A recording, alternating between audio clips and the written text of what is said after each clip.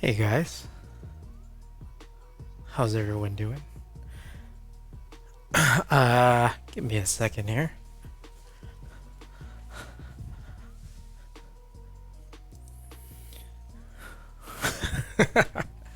Whoops. Gotta move a few things here out of my kitchen.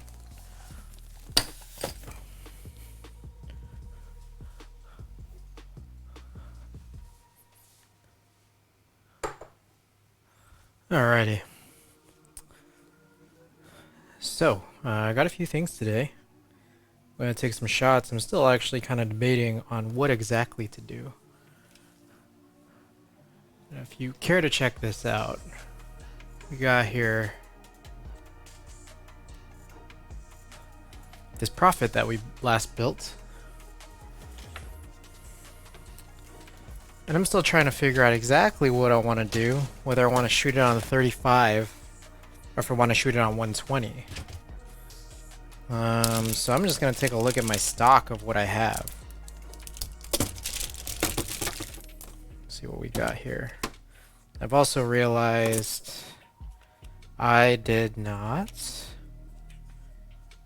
take any of this out to warm it up. So we got some Portrait 400 in 120. We got some GC 400 on 35.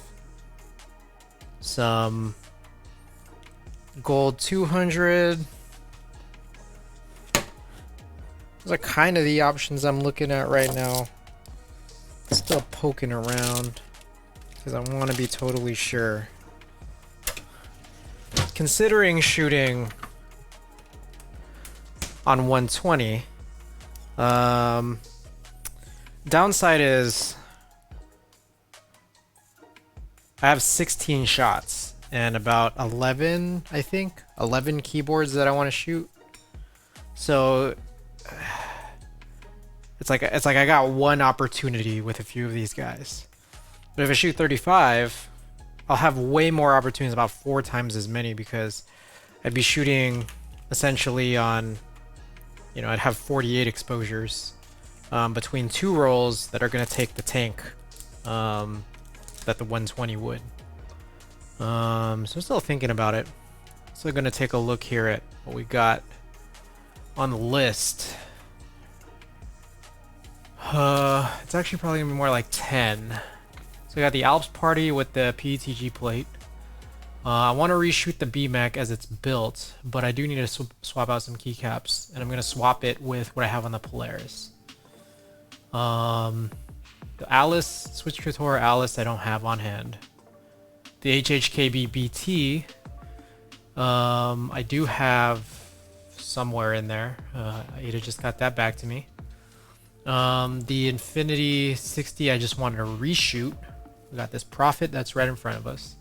The J02. I wanted to reshoot the low profile 60. Let's see. Got the Hammerworks that I kind of wanted to reshoot. And a Real Force. The 23 UB that I wanted to shoot because I didn't like how I had the cable just kind of all wrapped up into it.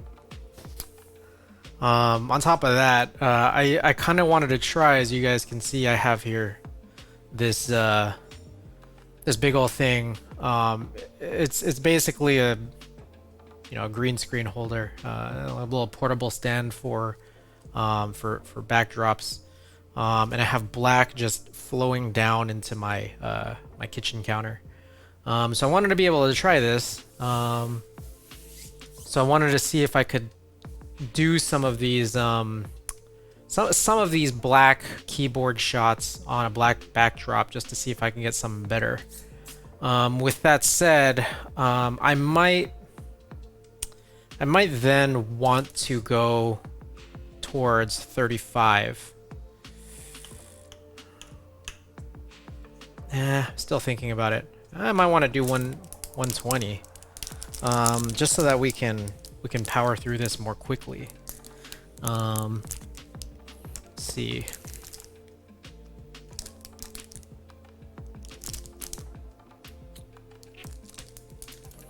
thinking about doing multiple exposures. You know, basically just kind of like, not really bracket, but just do a couple of different exposures if I do 120 on some of the darker ones, because I know it's just going to be more of a challenge. So I might go that route. Let's see. I'm going to turn this light on, see what this looks like. We end up having some shadow come in with that second light that comes in. Doesn't give it a whole lot of enhancement there.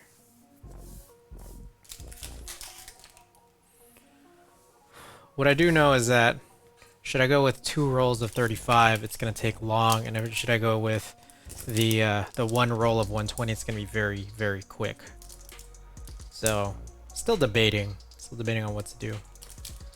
Let me go grab the 35.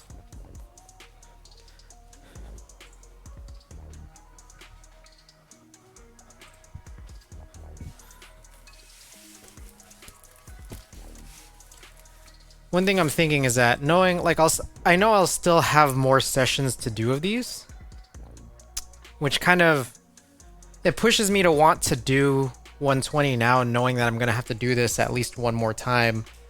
Actually, I mean many more times in the future, just as my keyboards get updated, as well as, you know, when I get, like, for example, when I get the Switch Couture Alice on hand, as well as, should I get the rest of the other keyboards just built out. So I might end up doing the 120 just to speed this up. It's not going to even be sped up that much, to be perfectly honest. But we have a few things to do today, so we'll go that route.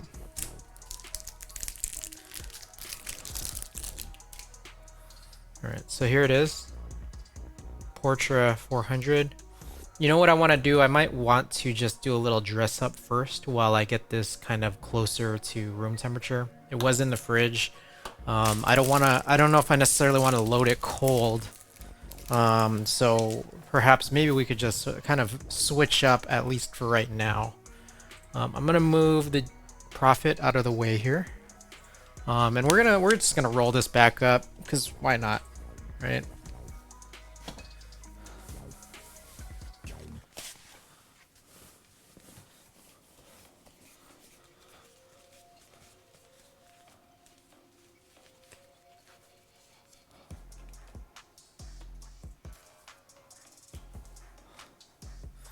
Alright, so we are back to the white backdrop here.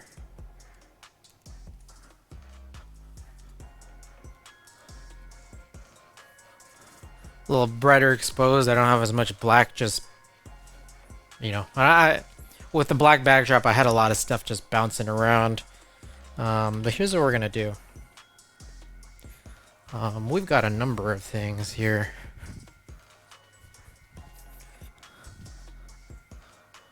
We've got this guy right here, with whom I want to trade the keycaps with the Polaris. So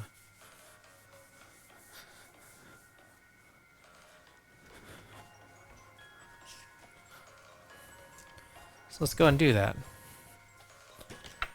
This is going to be an interesting one in a number of ways here. First of all, I got to find the Polaris, which is right here. Oh, why is the Polaris heavier than I remember?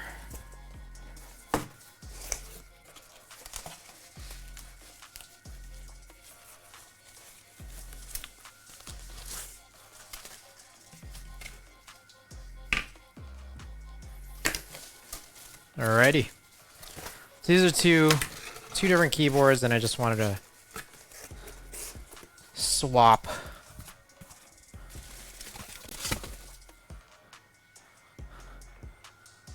So let me go grab the key puller, and then we're gonna need to grab some extra keys just because I know they don't share all the same keys. The obvious ones being the space bars, but actually even a couple of modifiers too. As you can see here, these guys right here, I mean, obviously aren't like the most perfect color match, but I do just kind of want to see how things sort of roll out. So here's what we're gonna do. Find a way to pull this in closer to me.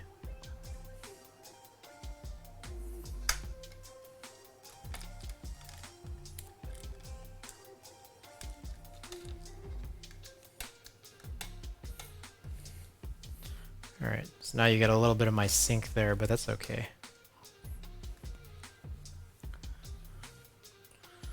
Do I have any very small containers that I could temporarily use to throw in keycaps into?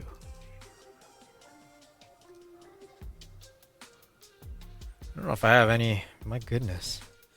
Kind of a lot of containers. I found a colander. I used to use this colander.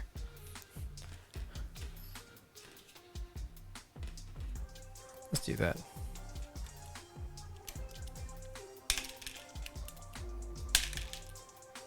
So we're gonna end up getting this purple on gold look.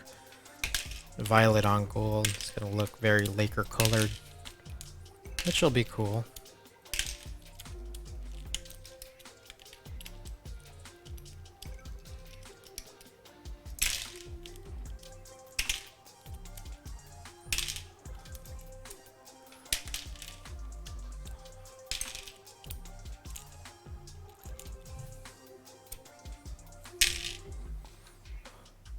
Give me 1 second. I've been prepping the stream for like a solid 2 hours at least. Not super easy to set these up, especially just trying to figure out what it is I want to do. It's like a part of setting it up, I suppose. Forgetting that these are PCB mounted, so you can't really just drop the keycap puller like so much. Otherwise, you're gonna be trying to pull the switches out. And this is not hot swap or anything. Got a couple of beard hairs in there. Should probably clean that out.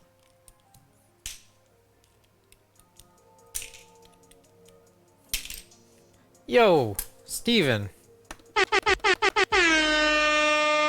Shouts out to Steven for being in here. Open a package. You know, you're right on time. I've been meaning to open this package that is actually for what I'm doing right now. Just kind of waiting for folks to come in. Steven, I hope you've been well, man.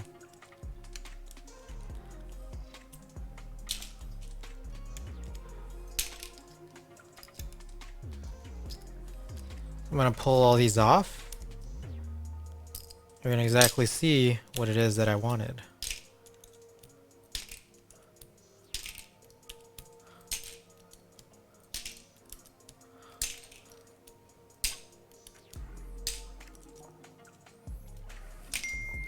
And a couple. Whoa.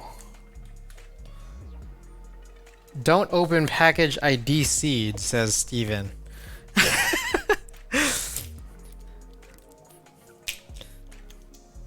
Alrighty, I guess I'll wait for him to get back.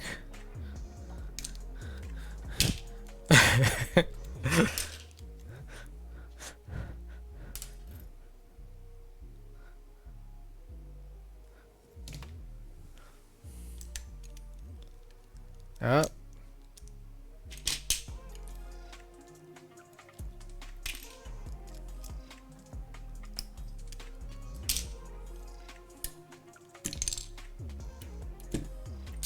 Alrighty.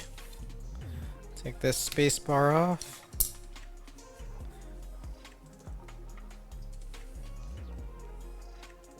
Beard hair.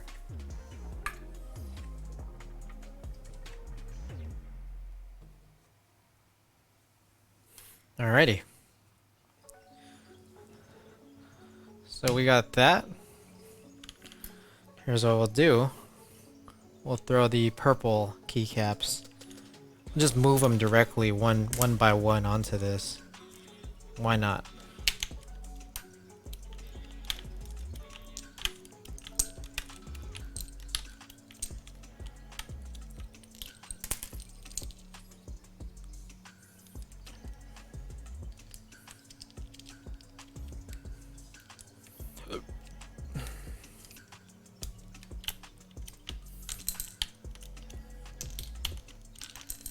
row by row.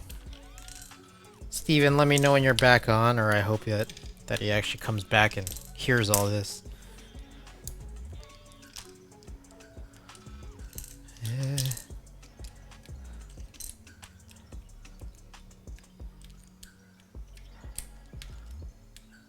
Well, that looks real nice already.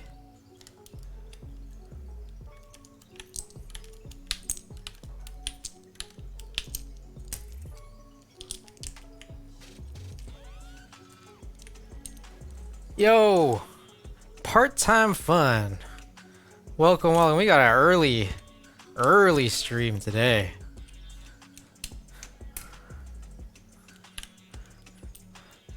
Nice to finally have you, or have you back. And we're doing a little dress up right now before I actually get to shooting shots.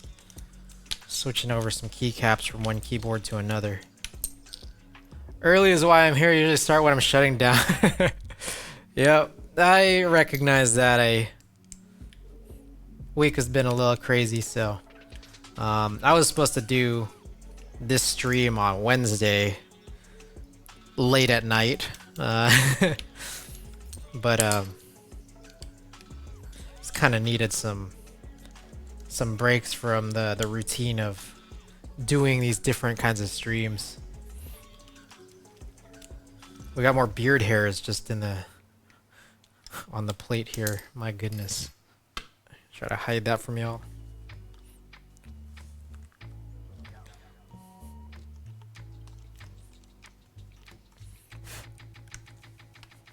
More to come. Yum. Oh. Well, am I crazy? Where did I put some of these keycaps? Where'd that A go? There it is.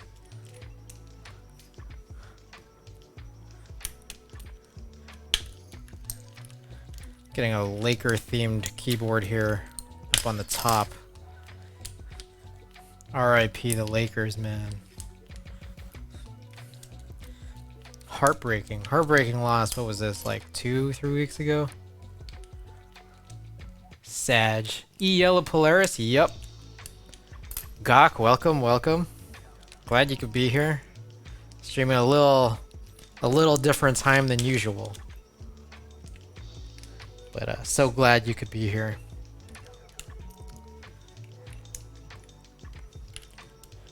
Alright.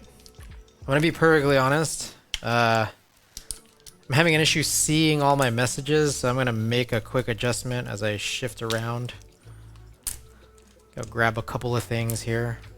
We do have a few packages to open today. I think even after... I think I might have the number not quite correct. There's a few things to open. Maybe it is correct.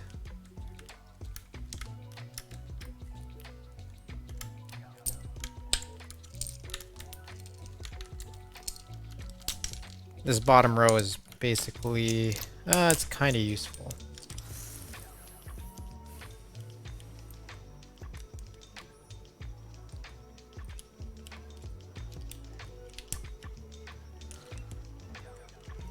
We got 2 super keys. Alright, let me go shift around a little bit. I need to make sure that my ability to read chat messages is not hindered by the many things in my apartment. We got some issues.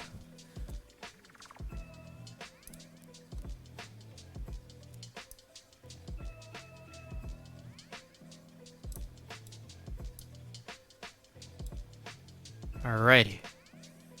All good here. Alright, next I'm gonna go find that package. Alright. Steven is supposed to be here. He redeemed open a package. But he's not here at this particular second. Still figure a few things out while we wait.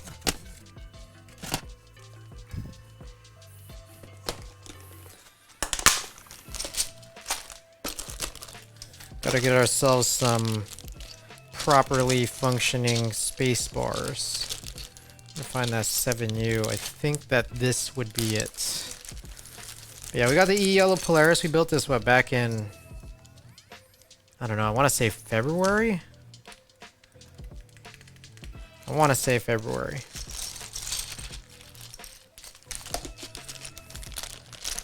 Alright, now I need to find the 2 alt keys. Where are the alt keys? 1.5U alt. Where are you?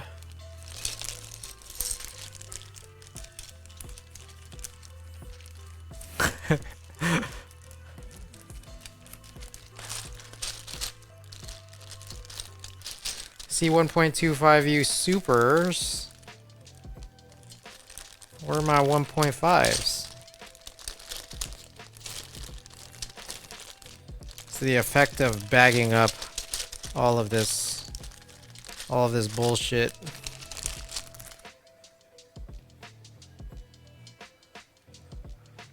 Where's my guy Steven? We need my guy Steven.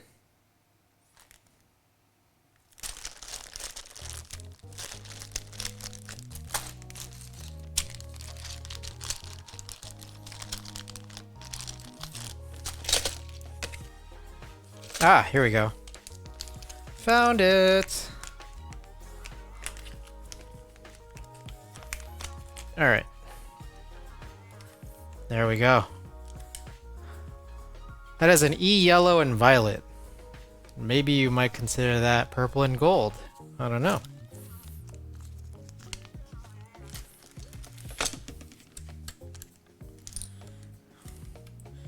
We're going to keep this one spacebar. Just for fun. You know, I'm curious here. It's like, have you guys ever seen, I just call it Lakers. Have you guys ever seen, if anybody's out there, these like split ergo boards where one half is one color and the other half is another color? I think that would be interesting. Let me see if there's any other key sets I'd be able to do that with here. It might literally just be these two.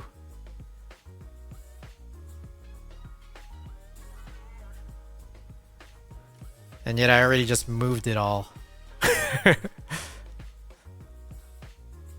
Huh.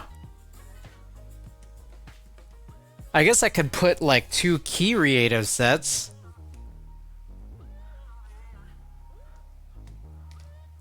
Huh. Why have I not thought of that before? I'm just trying to really figure out if I have any other Alps compatibility in any of my key sets here. I don't think I do. I was supposed to have Sandstorm, but that shit got stolen from my porch, which sucks. Damn. I really don't have any Alice style ergo key sets other than these two. GMK Classic Red / Classic Blue. Whew. That looks so good. That would look so good. Oh man, that's like such a good idea. I kind of want to do that at some point. But I guess that point is not today. I could do the blue and purple.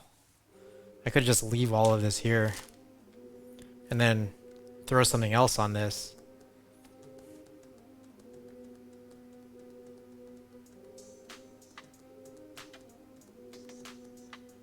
You know, I might not even need to shoot this. Yeah, I don't know. I feel like I'm going crazy right now. Wait, I already shot photos of this in the distant past when I had the Ski Data 2. Or Ski Data Plus. Your Striker has sub-legends. This is not Striker. This is Classic Blue. I don't have Classic Red on hand yet. I don't think that finished went to production, but this right here is Classic Blue. And yes, I recognize this is a food strainer that I put all the keycaps in because I couldn't find any other unused containers. But shit, we might just have to do this. Shan't we? Got Classic Blue, yep.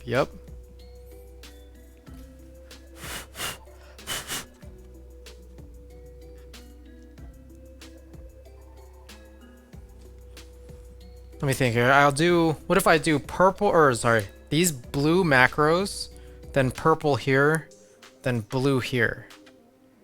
Would that be chill?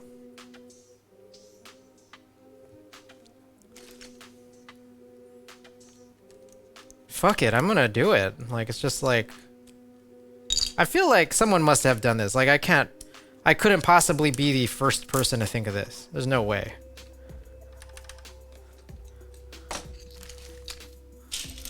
There's no way. Alright, we're gonna leave. We're gonna put this guy on. Wow, this is actually kind of challenging here. Because now I have to like figure out, okay, which goes on what side. It's like, not these.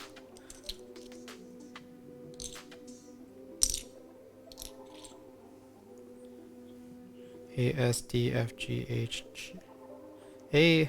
A, S, D, F, G, H, J. J would go here.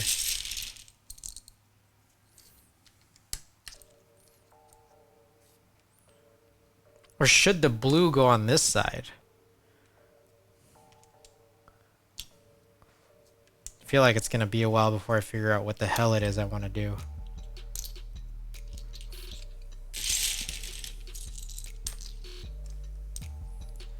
What was this? 1, 2, 3, 4, 5, 6, 7?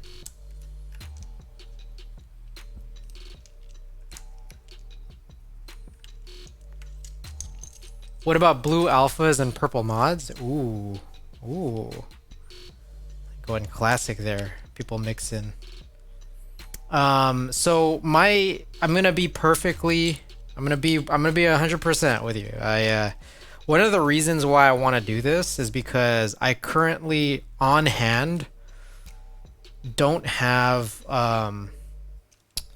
like anything that covers the 2 space bars. So like the guy who designed this keyboard, the BMEC guy, this BMEC HHKB Alice, decided to throw on symmetrical space bars, 2.75, which, how do I put it? Like, that's not a, like, design-wise, not like a terrible idea or anything, but it's that like you end up needing like 2 sets of like spacebar kits for the same like key set,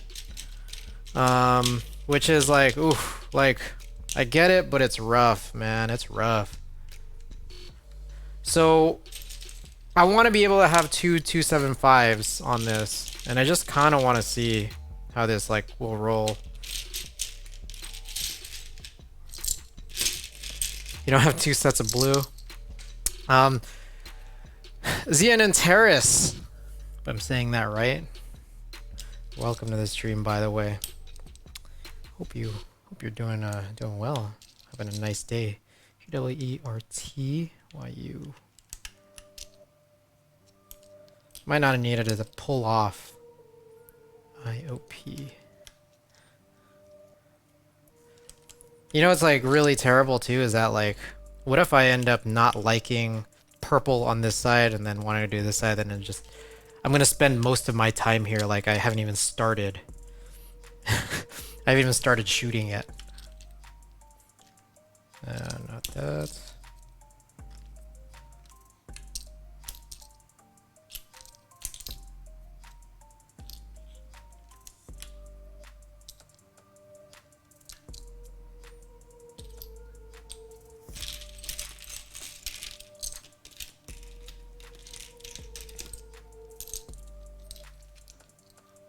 Steven, are you back? I mean, Steven's not back. We're gonna need to open this package even without him. It's just kind of like how it goes.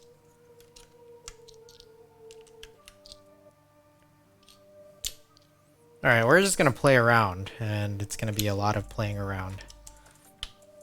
And this is why my streams take so long.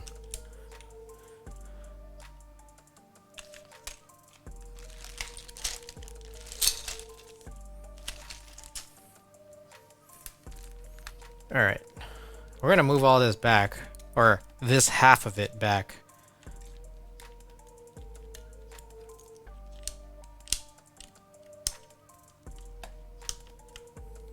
I have a feeling I'm not gonna like this.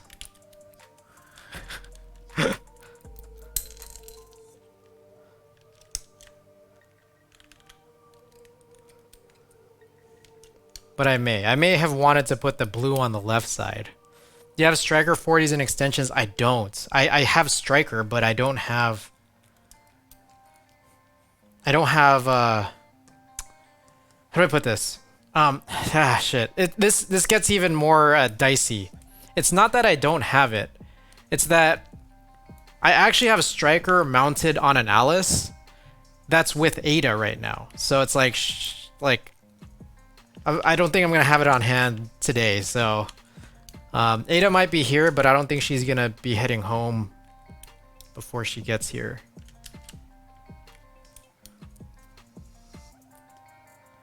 So striker might have worked. I think it's a slightly different shade, but I think it still would have been passable.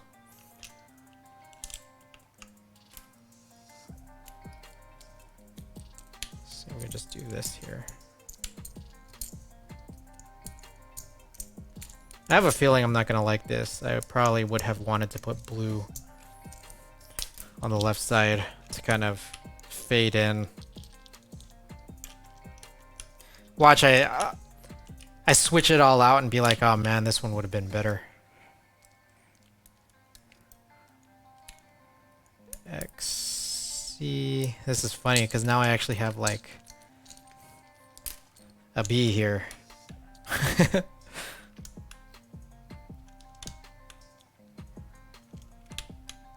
Whoa, shit. Alternatively, you could just use a classic blue 2.75. That's actually what I was doing with this guy here. I had VOC mounted on it. Man, I'm blowing this. I had VOC mounted it, and I was using the long right shift. So like it actually it did kind of work.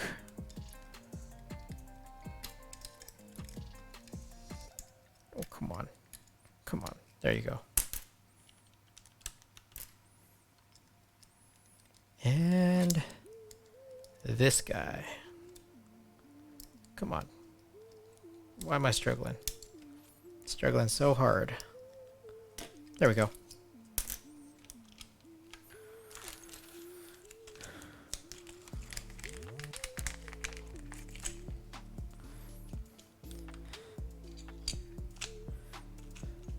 All right, classic blue. Go back to the lab here in the back. Gonna have to find that 1.25 U-alt, which fortunately was right there. All right, Steven, I'm sorry, but we're gonna have to open this now. Can I open this without anything?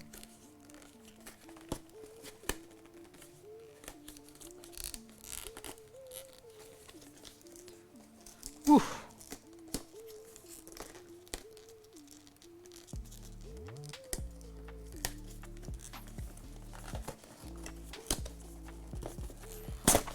Steven, the package is here. Let's check this out. We might have wanted to put it on the left side. So we got the classic blue Spacebars kit.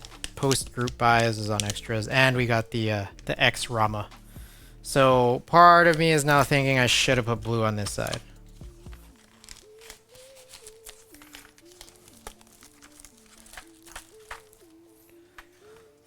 Let's try this.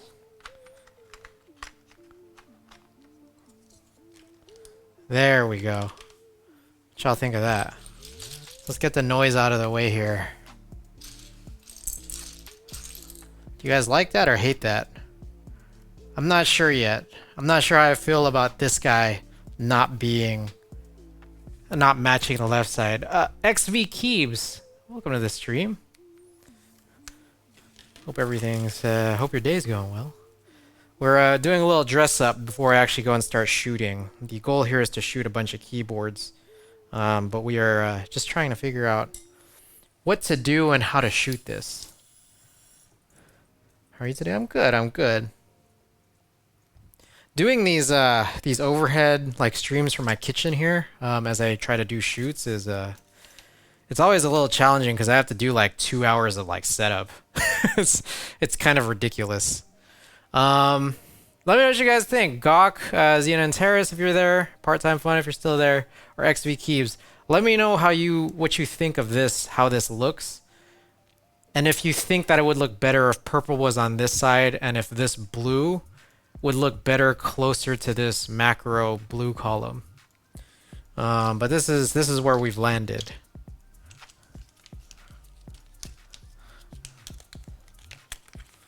I'm like still debating. If that wasn't there, I'm not sure. Blue on left like a fade. Okay, I was thinking that. At first I was like, I'm not sure if I want to, but now I'm like starting to think that that would have been a better idea. Okay. So, fortunately, we're gonna have to continue playing dress up for about another 10 minutes or so.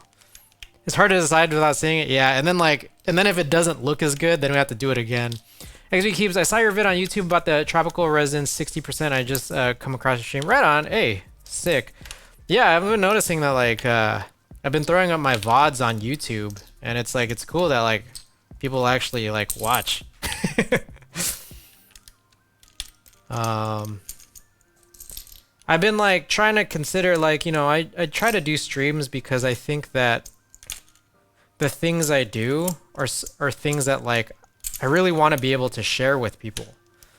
And I think that like given that, it's like I think maybe then for that idea like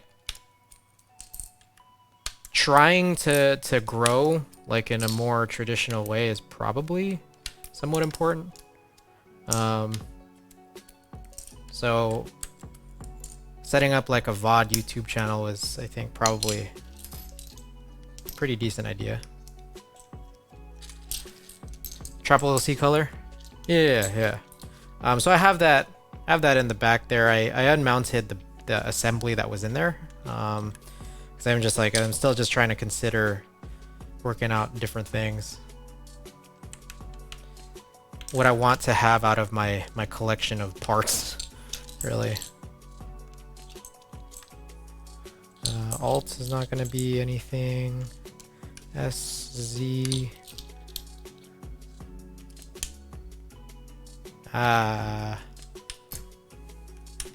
This will shift over. R6. Super. Next. I think this will actually look better because then I'll be able to like more sensibly throw on the Rama on this side. Yeah, we're gonna hold off on that. V1 2 A and F. Then we'll shift B here, and we'll shift this guy here. The idea of editing specifically for YouTube always kept me away. Just dumbing VOD sounds like a good plan. Yeah, because it's like, if anything, like, to be perfectly 100% honest, if anything, it's reference for me. Because, like, I just might want to go back to my videos, and I know that Twitch will just kind of, like, kill your videos after a while. So it's like, at the very least, it's like my own personal reference.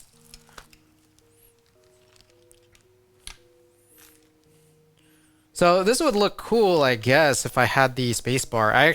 I'm not gonna lie here.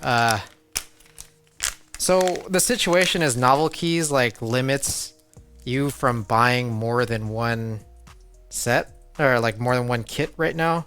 And I didn't want to do like a double order because I just didn't want to like, you know, mess with the keyboard gods, but I still kind of have because I asked Ada to buy one for me and have it sent to her. So I don't know if that puts me at any ill faith with novel keys by admitting that on this video. I usually pull down my VOD and store it on a drive, but it's kind of getting out of hand size-wise. Yeah, exactly. So like, I was trying to do that like at first for just a tiny bit, but then I'm just like, so what ends up, what you can actually do is you can link your Twitch to your YouTube, and then there's a way to just export directly from Twitch to YouTube without you ever having to actually go and download and upload. So you know, for what it's worth, it's like that's exactly what I think you should or you could or should be doing. So try that out.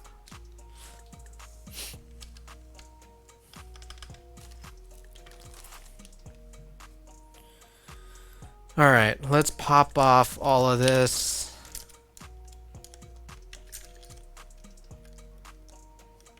Yeah, it's like from your video manager.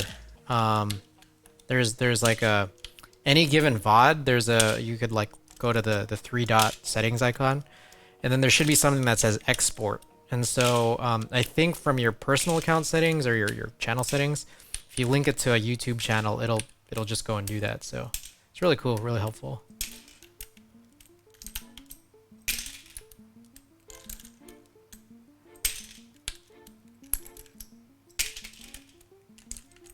I just got to dig into it, yeah.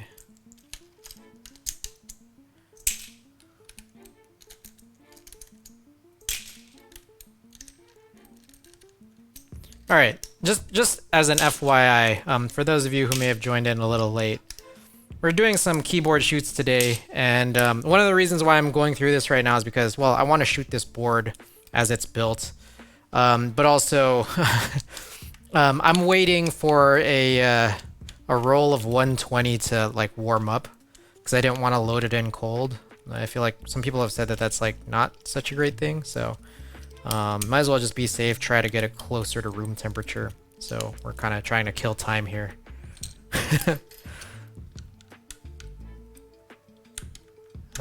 This should be here, I think.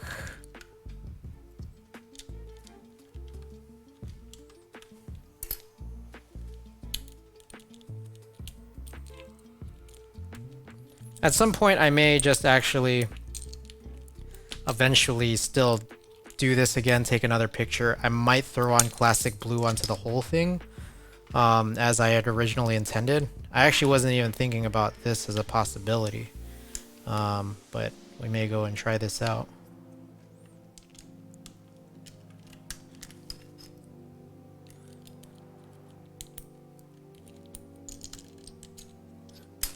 We'll probably end up throwing Ski Data Plus back onto the Polaris at some point. Chris, I'm hoping most of my Nikon gear in the next 3 to 6 months headed to the dark side of Canon. Whoa, crazy. I get it. I get it. What's your rationale? Is it due to video, or is it like, is there something else? Because the way that I've always looked is like, definitely on Twitch, there's like no one shooting Nikon. So it's like I don't end up really having much discussion with people about Nikon necessarily because no one uses Nikon for Twitch purposes. Almost 15 years Nikon system. Damn. Damn. 100% video. Okay, got it. See, here's my situation. I like Nikon. Like I do, and I think that yeah, they have this issue. But part of me is like, I don't know that. I don't know. I just think like I'm happy being on it. I'm happy enough being on it. Now it's like it kind of feels sort of, you know, kind of like a Stockholm syndrome, and I can understand that. But on the other hand, it's like the Nikon glass that I have is really good, and I don't know. I'm not sure if it's necessarily like super beatable. It might be, but yeah, I don't know. Most of my clients these days need both photo/video, and I'm losing money on jobs and have to rent out other systems glass. Rather unify the whole kit between photo and video. Yeah, you have a nice setup, hard to beat. Like, it's just, yeah, like, I mean, I'm looking at like all things considered, like my setup for Like, for example, DSLR scanning with the macro lens that I have and the body that I have is real good. I think my ability to go and shoot 35 millimeter on Nikon glass as I interchange it with like stream video setups is really cool. But it's otherwise like understandably super impractical, and it has a lot of downsides. So I totally understand. Totally. Super. What do I do with? Oh, the Alt key's right here. All right. So there we are. What y'all think of that? We now have blue entirely on the left side, but we do have a Rama key in the top left corner with the escape, and then we have like a different shade of the column there. Meanwhile, if we want to try the actual escape in its place, where do I have the escape key? I like it. Hey, Ado Akabal, welcome. You like it? I'm not sure how I feel about the Rama, to be perfectly honest. So, trying to figure out where escape key is. This is my first time ever mounting a Rama.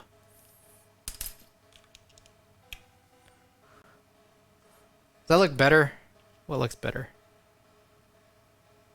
With Rama or without? Regular escape key? Rama?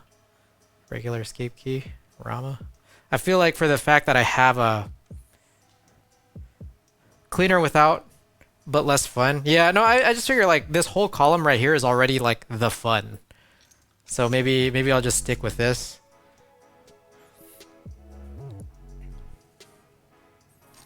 All right, we'll do that. We'll stick with that. All right, this is cool. I didn't know how this would work, but I actually think I like this.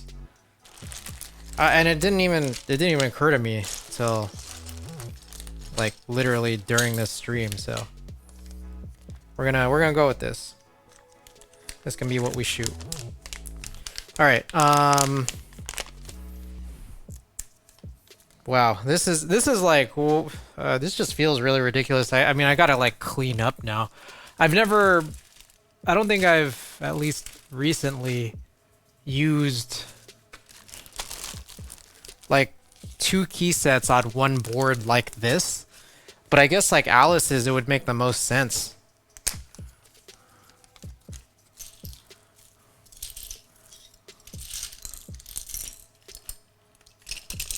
All right, so you guys get to watch me clean up. Get this all squared away here.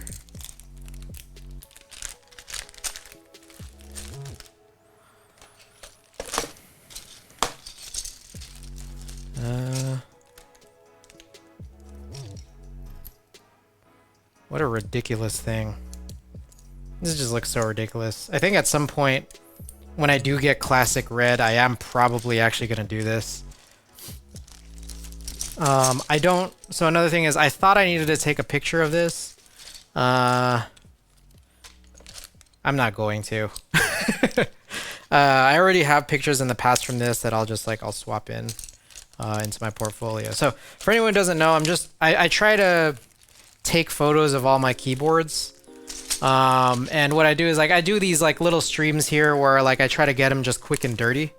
And the purpose of this is to sort of fill out my actual collection. So if anybody out there is interested, you could hit the exclamation collection command, and that's actually where I go and keep track and record of all of my collection. What do you do with completed boards? Oh, funny thing about that. They just stay in the pantry. It's really just a collection. I like collecting things. I don't have anything. I don't have anything more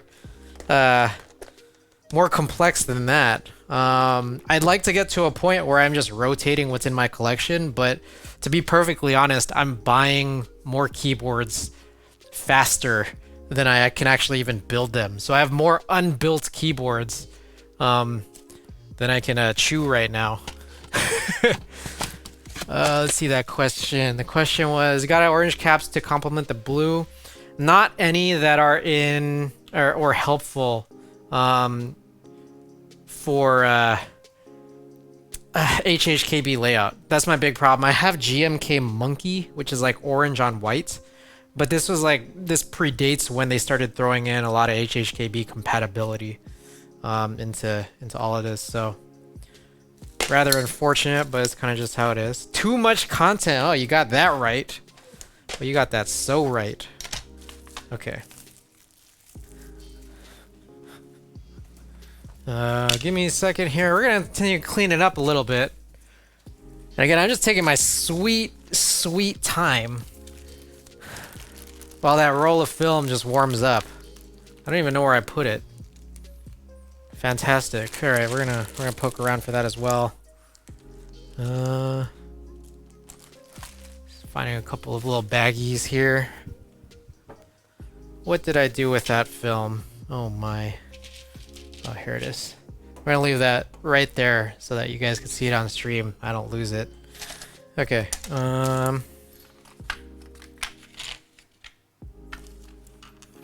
Okay, a couple of what I believe are 6U space bars. Let's throw this space bar kit into a baggie.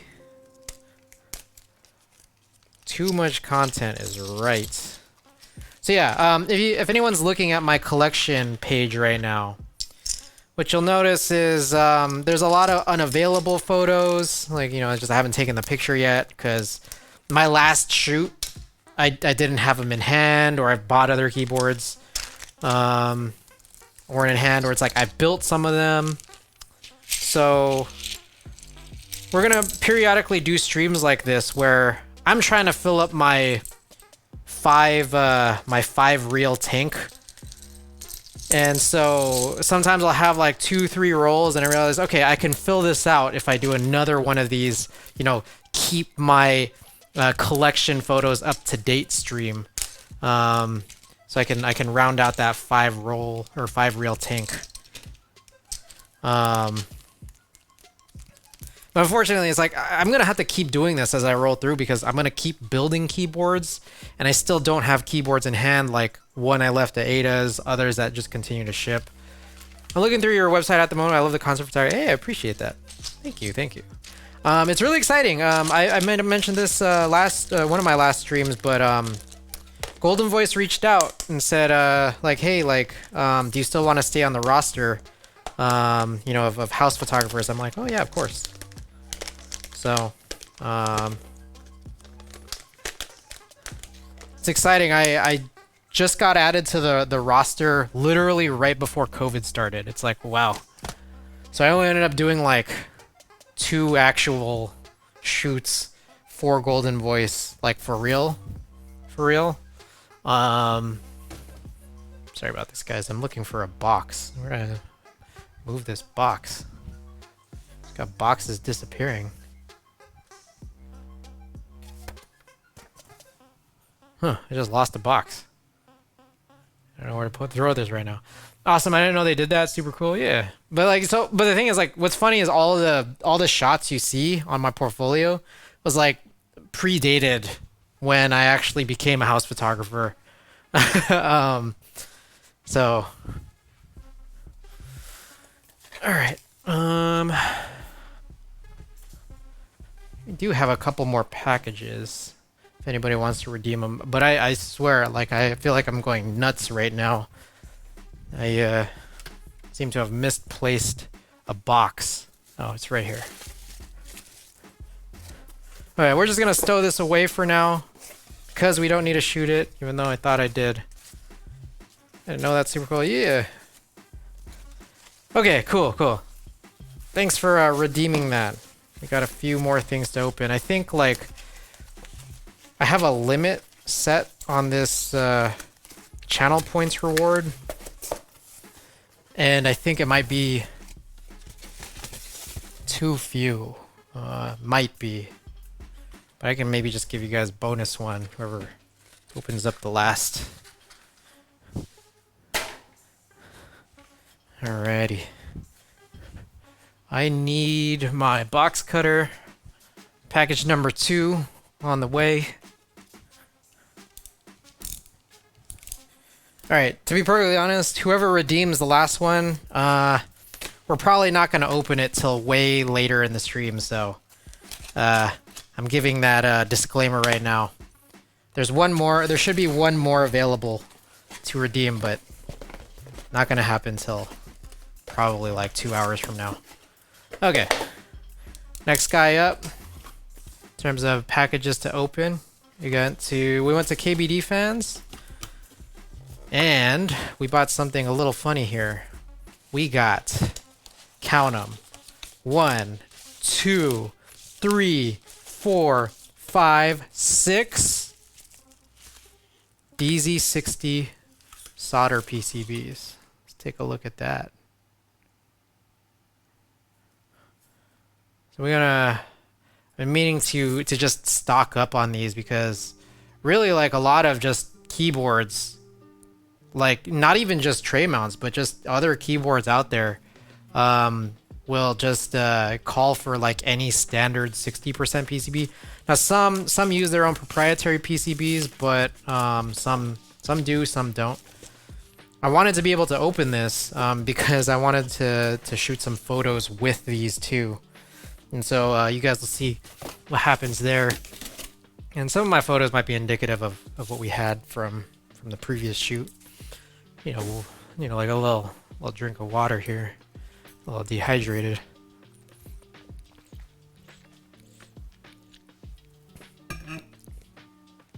All right, guys. So, all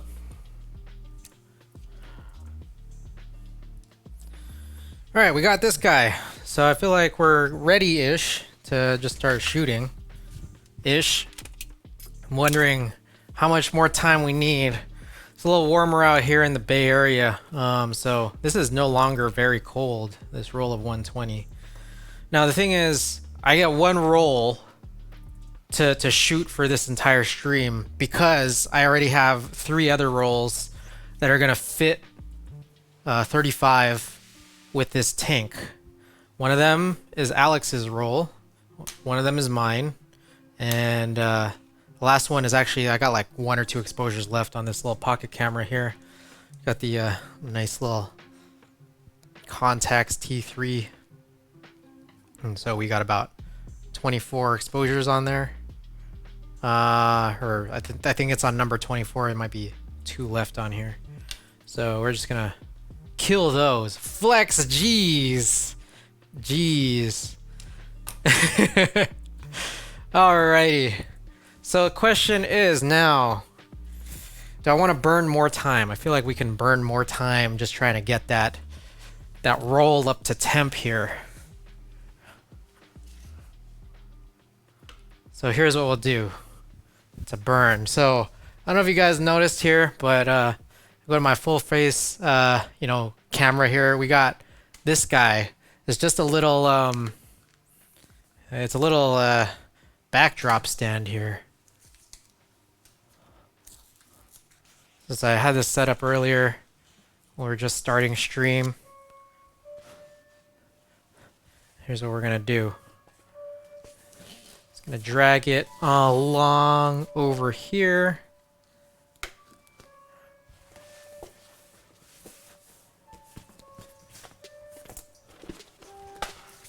My kitchen counter.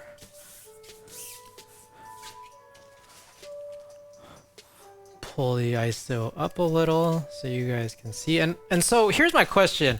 Part-time fun, I got a question for you. I don't have a light meter on me.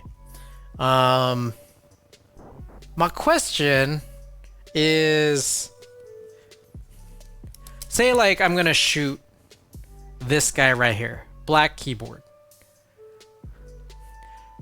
I have this overhead camera where I can like see the settings that are on it. Say that like I'm gonna be running some Portra 400. If I set the ISO here to 400, this looks pretty dark. But then like I adjust, some of the other settings on here to kind of match. Like, could this what I'm seeing right now as I'm viewing, like, you know, my stream as it's being broadcast, could this serve as just kind of a preview of the shots that I'd be taking? What mode is the D750 in? So this overhead D750 is in manual mode, so I can like kind of adjust like the shutter speed, the aperture, and the ISO here. Now, I guess what's a little bit weird is that, like, I guess I'm a little confused with how the overhead handles shutter speed in video mode, and if that translates to if I'm trying to use it like a meter for other cameras. Like, I'm wondering if this is even like feasible, like, or just you know, practical by any stretch. So like this right here, I can read this off as I'm sort of viewing this right now. It is in video mode, ISO 400, f2, 60, like 1/60 shutter speed. Now, I could switch this, I could presumably switch this to picture mode, and the picture mode is going to cause the stream overhead to go super funky, but like, let's do it anyways, right? Just because, like, why not? So, give me a second here. I'm going to bring this steps tool over here, see how much of a difference it makes. Yeah, definitely feasible. Interesting. Interesting. Okay, so here we go. I'm going to switch this over to still mode. And we now have... So this is ISO 100. So if I move this over to 400, this is f10. So this confuses me, right? Because like I'm now in picture mode, and I think that like you can see that in picture mode, like it's a little choppier, colors are a little different. But this is a lot brighter than when I'm on video mode. So I'll just flip it. Okay, here's what I'll also do.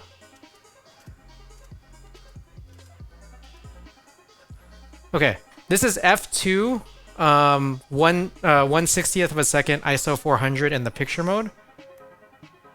These are the same settings in this video mode. I feel like that looks pretty different, right? Does it? Or am I crazy?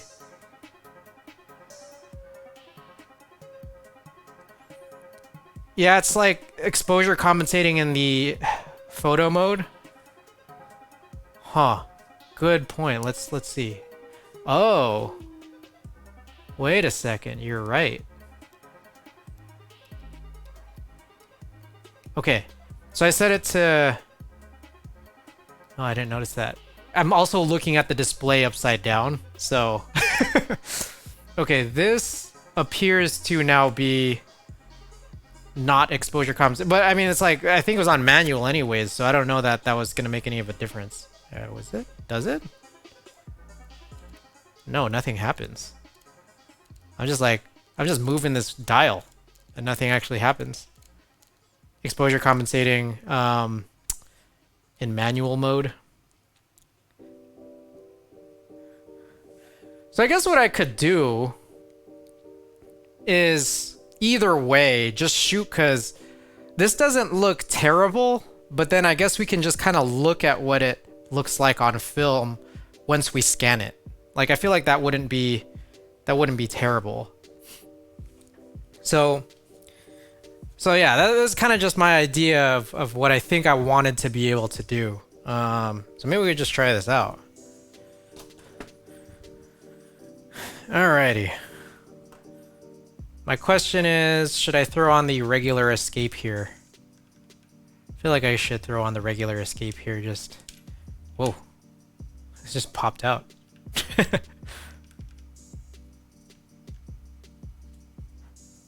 There's an app called Photo Friend on my phone that's actually shockingly accurate. I should go and pick that up right after this stream. I've been like meaning to buy a light meter for like the last, I don't know, infinity years. And I don't know, I just avoid doing it every time. Let's see. Like, should I throw an artisan on? Should I or shouldn't I?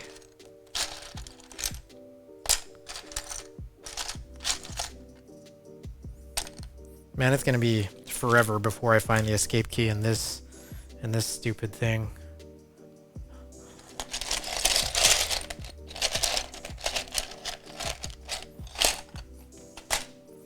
Light meters are a lot more pro looking, but you have a light meter in your pocket, your phone, so meh, I'll just use that till I have a good reason to. Honestly, an artisan would be fun. So, okay, a couple of things with both of those. I always felt like, okay, for the light meter conversation, I feel like I've never given myself like a really true opportunity to just like understand light. And I feel like having just like an extra piece of equipment would be cool. But if it's not necessary, say like, you know, if your phone meters light well, then I'm gonna just pick up the app, I guess. Anyway, cowbell. So this is like one of the best matching artisans that I have. Let's see if we could get a closer look here. This is one of the best artisans I have for it. The problem is that I already used this in another shot, which, like I mentioned, was for the Polaris, which I'm already gonna replace collection photos with. But I might just do this anyways, because it's like, why the hell not?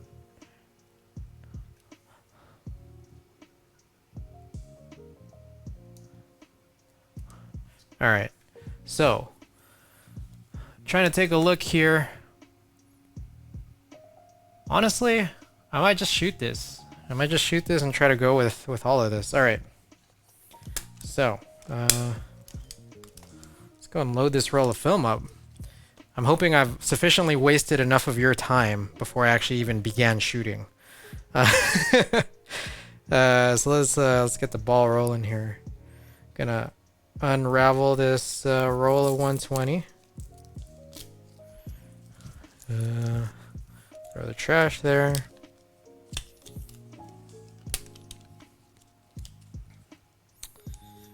Pull this guy out.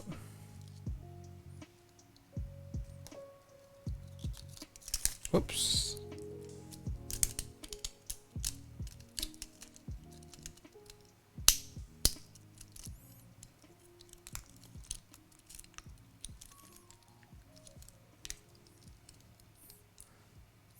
What have I done here? Just fiddling around with this nonsense.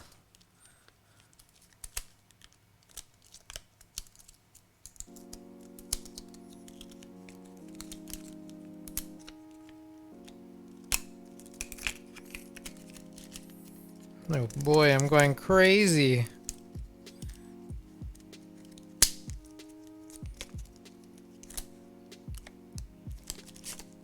There we go. Just feel like it was snagging on something. Am I wild?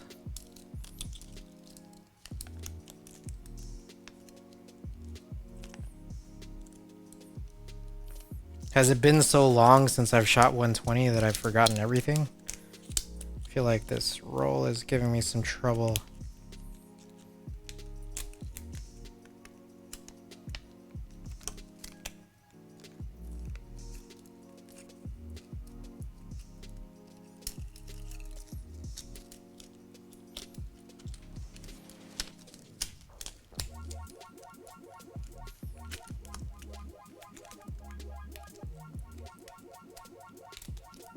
Alrighty. My goodness.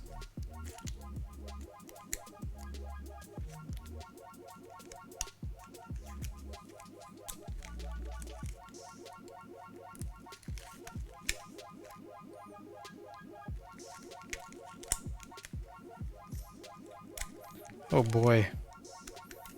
I'm having so much trouble loading this roll. What the hell? Give me a second, guys.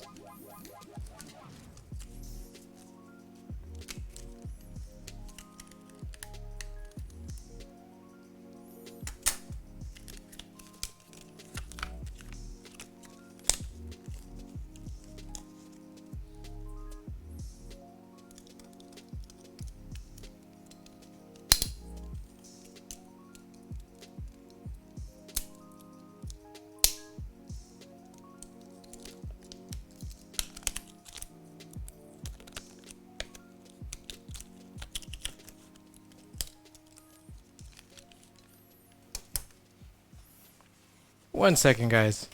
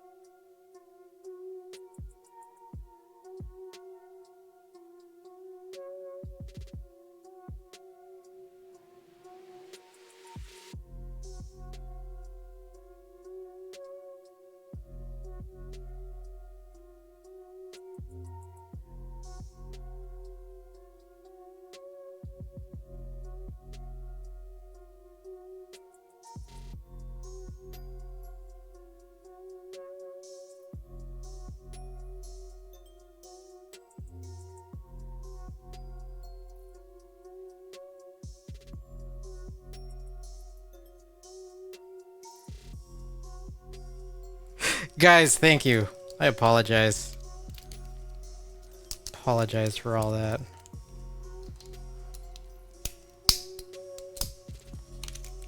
I'm getting this, guys. Don't you worry.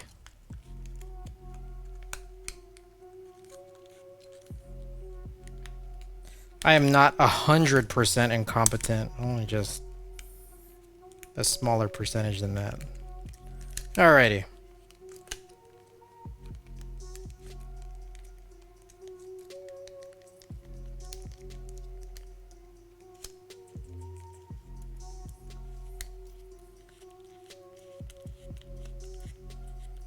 Tighten this up. Alright, we good.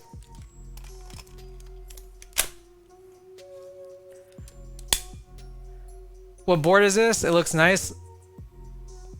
Whoa, whoa, whoa. Wait, wait. I missed a bunch of messages, guys. Hold up. Okay, I got some issues with my setup here. I can't scroll up and down my messages.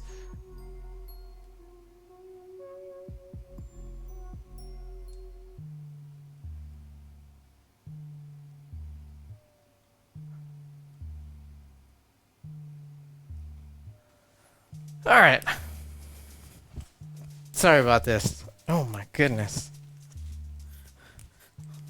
Talk about some scuffs on this stream. Okay. Modded stabilizer state, which is fun. Right on. Right on. Okay. Guys. We're set to go. You guys can hear that through my my head-worn mic here. Mostly holy lubed and clipped. Right on. I actually haven't tried the holy mod yet, but alright, so we are just gonna go hands without and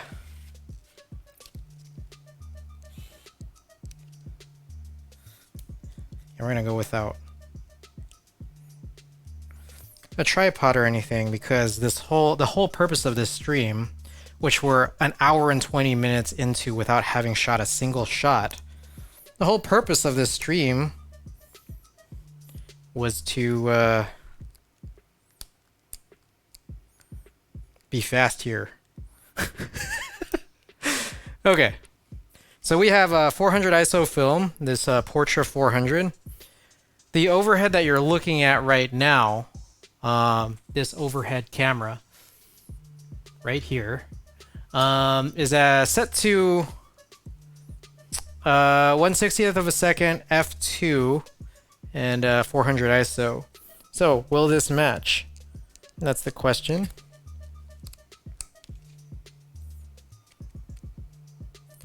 So right now, it is currently like the meter within this camera, as I just point to the center of the board, looks like it's about like -2. According to the meter in here. The context has a meter in the yeah. So there's a meter in here, and like it's like showing me that it's like at -2. I don't know what this one exactly looks like, because I don't have like, I don't know, something that indicates that to me. black on black for cameras is hard to resolve. Right on. Nice looking tattoo. Wow. Thank you. Oh, also,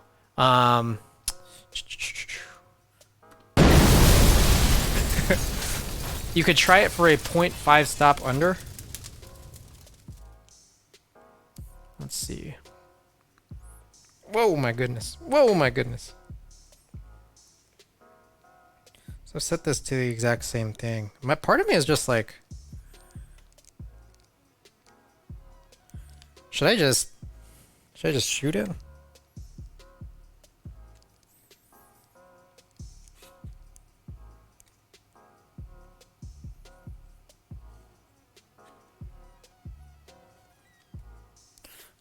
You know what? All of the, as I'm just now realizing, I believe all of the shots that I have on the site were shot on 35 millimeters, so and like they were kind of cropped with the same aspect ratio. So they're all 3x2, so I think I need to like make sure I have more space around so I can crop this to match.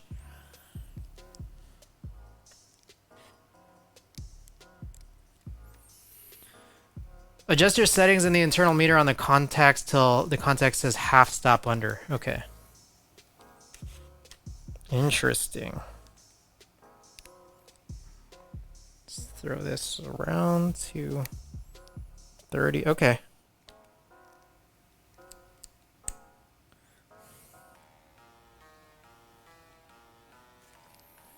All right.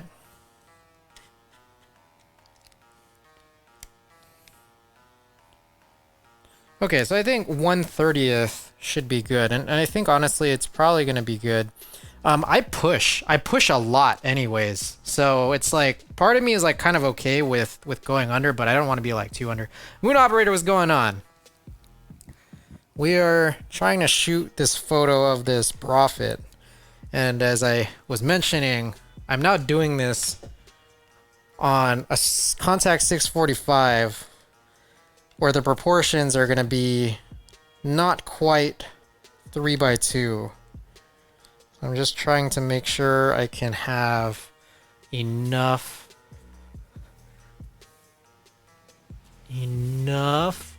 space around this.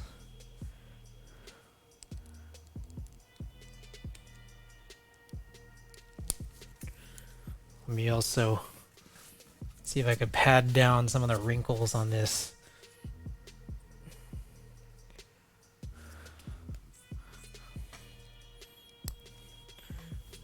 This out of the way.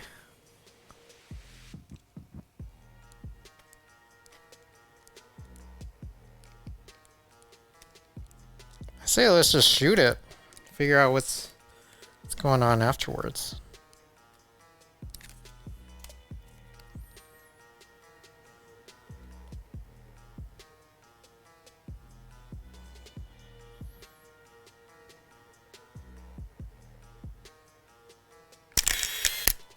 Alrighty. Whew.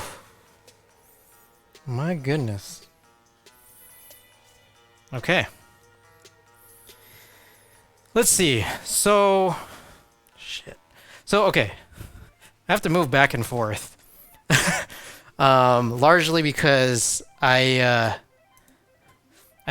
can't find my other mouse that's wireless, and my mouse is all the way over here. See if I can bring this. Man, this doesn't go very far. Dinner time, my dude. Back and well, right on. What a sound.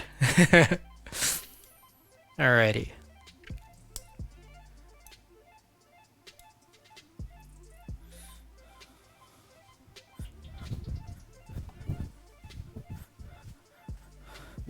Okay, so we got the Prophet done. Let's see what other dark keyboards we have.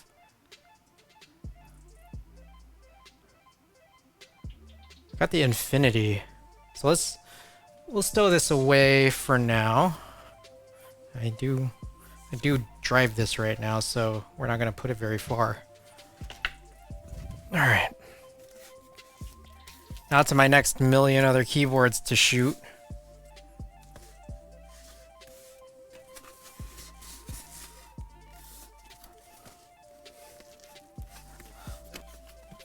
Maybe we should just go in order. We got the Alps party.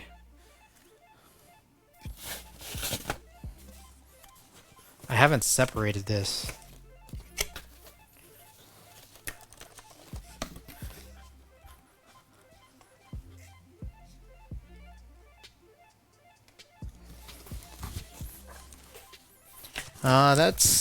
Yeah, we're not going to do this in that order that I wrote it in. So we're trying to get all the black ones first. The Alice I don't have. The HHKB BT. That's what we want. That's exactly what we want. Alrighty. With film cameras, you have to really know the triangle thing and how much it affects the final outcome. And ISO is whatever the film is. ISO is, from my understanding, whatever the film is, yes.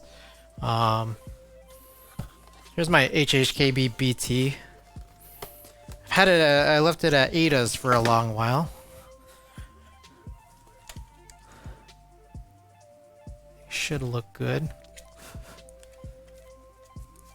But yes, metering is actually like super important. Do you need to know it? I mean, it's useful. At the very least, especially if you're like, if your camera doesn't have an auto mode.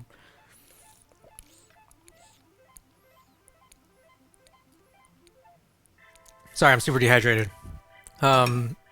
Typically, when I shoot like, you know, my SLRs basically, I typically run it in aperture priority.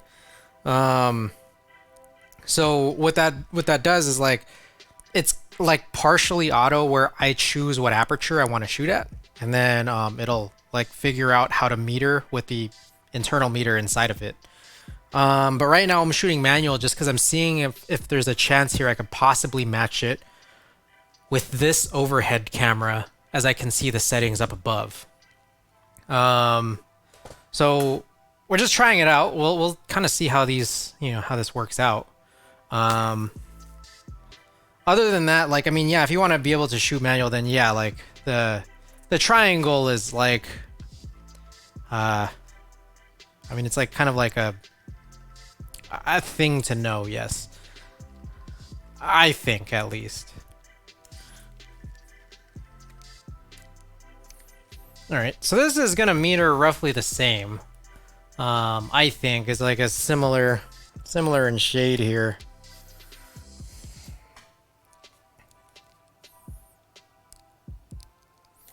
I don't know if I want to tilt it a different direction here.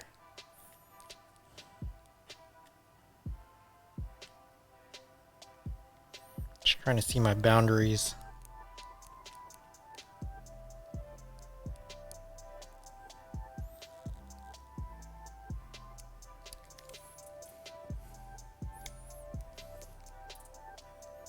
I'm gonna go 1/15.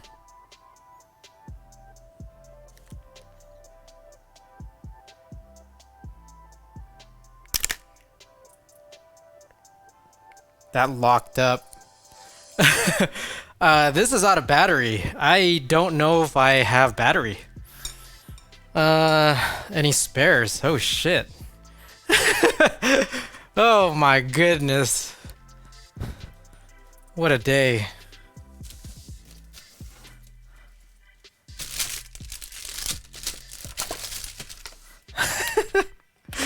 Oh, that's crazy. Right in the middle of this roll, huh? Just had to do it. Okay, thank goodness. I have some spares here. Some 2CR5s. I have no idea, so I think...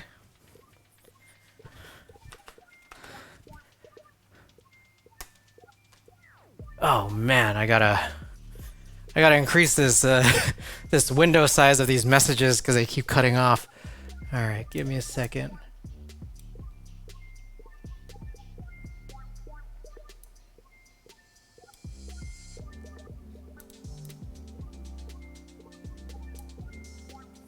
Alrighty.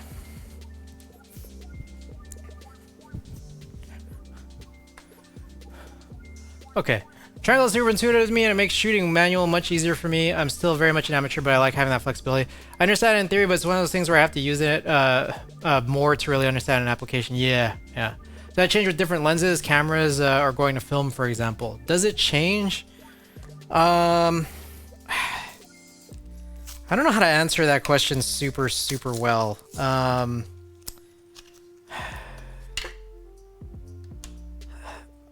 Kind of like getting used to driving one car then driving a different one. I don't believe it does, but I'm not sure that I could answer that super well with perfect accuracy. One of the things that I will say, which like kind of throws a wrench in a lot, is that at least for film, for photo film, it's film, so it's like how do I put this?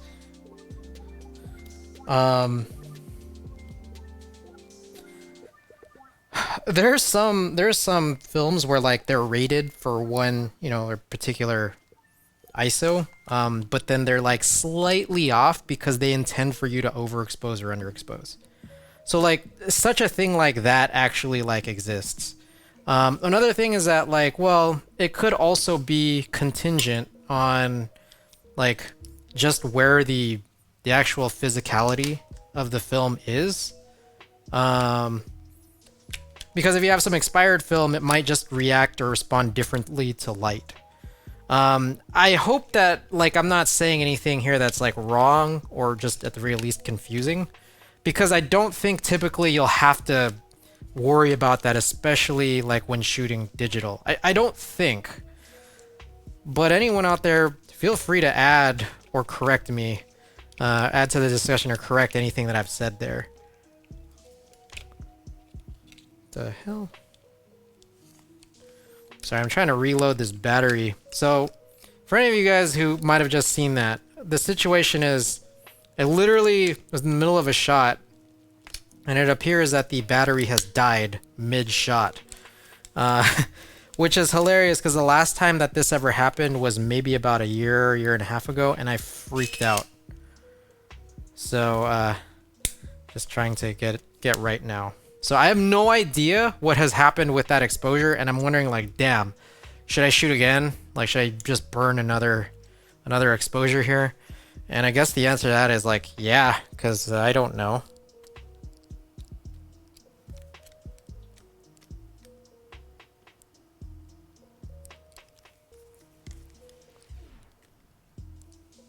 I also think that there is a chance that I'm gonna need to increasingly just lengthen the shutter speed, because it's slowly getting darker outside. I have a bunch of lights here, but I also am using a lot of like outdoor light as well, like natural lighting. And it's slowly getting darker in this evening, so I'm gonna need to just make sure I'm all set to go.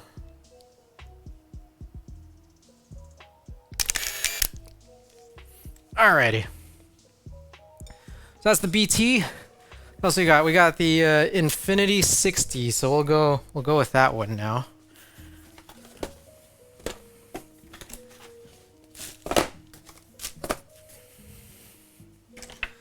I did see that one over here.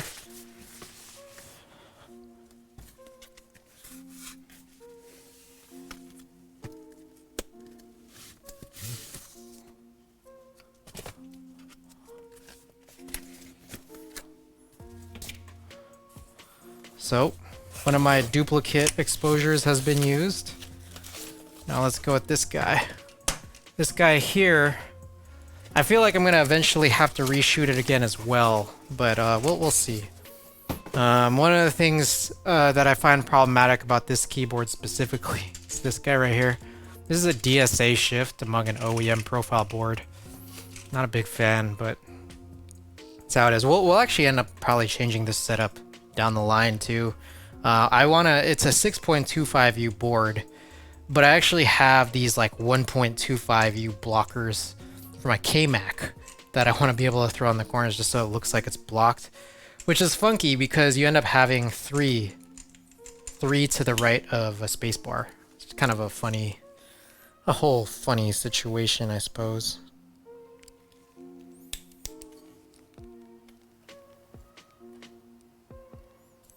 I might just end up shooting 1/15th by hand for all the rest of these keyboards.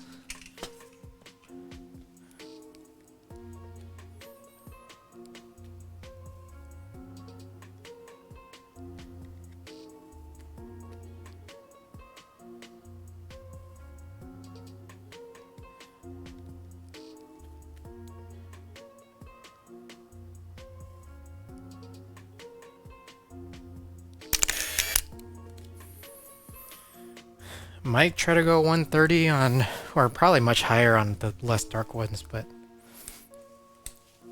Alright, we just did the Prophet. We have got the KBD Fans Low Profile 60 that I previously just called it not even a keyboard. But I feel like that's not fair. And so, despite it being scuffed and like largely undesirable, I'm gonna continue to call it something that will eventually build. Once I find it. Where the hell is it? That's not it.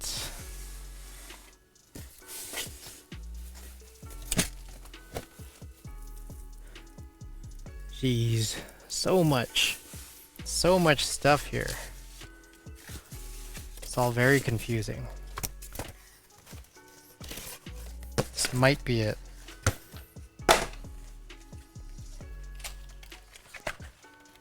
Nope, that is not it. Perfect.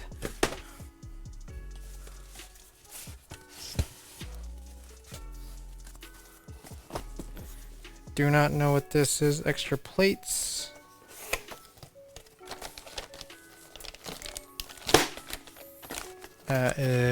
That ain't it.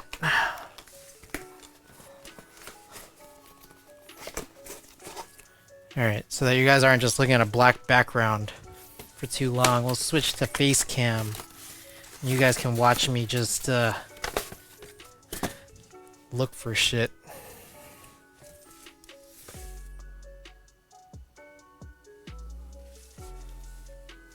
Oh, it might be here. This feels more like it. So we have two guys here. This is an interesting thing we've got. So this right here is the Alps Party tray mount case. It's a KBD Fans low profile case that I got as part of a full keyboard that I intended to replace because I just don't really like how the sound will resonate with some tactile switches. Oh, can't see. It's just a very basic low profile case. And it's got some damages to it. In all truth, we got some, I don't know, just some weird stuff on some parts of this. But I feel like, hey, like, I mean, it is still something that exists, and it's something that I'm not going to just throw away with like a $40 case or something. It's like I have no real problem with this. So I realized at some point in the past, I ordered this like Songon half plate from KBD Fans also, which has a really nice color match.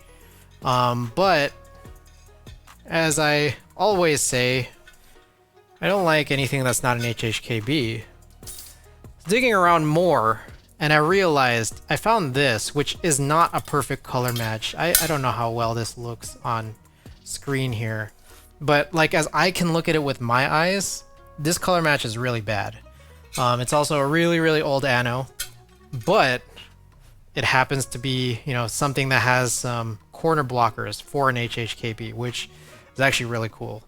So I think I want to shoot with this. So I think I'm going to do that. Now, another thing is, I'll look for my bottle. What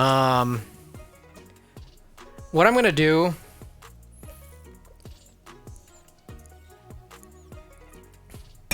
it's like I mentioned earlier, we open this package up, this guy right here, DZ60s. So we're just gonna throw it in there to round out the picture because I'm not gonna build this right now by any stretch. I'm just not. Moon operator, thank you. Did JLC PCB get back to you? Yes. Sorry about that. I should have kept up all of my endeavors up in the channel. They did actually come back to me.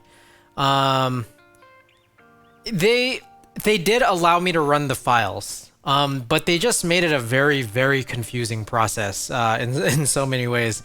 They were like, hey, like, yeah, we could run these files, but you're going to need to re-upload the files and remark that you're willing to bear the responsibility of breaking. And I'm like, where the hell do you add remarks?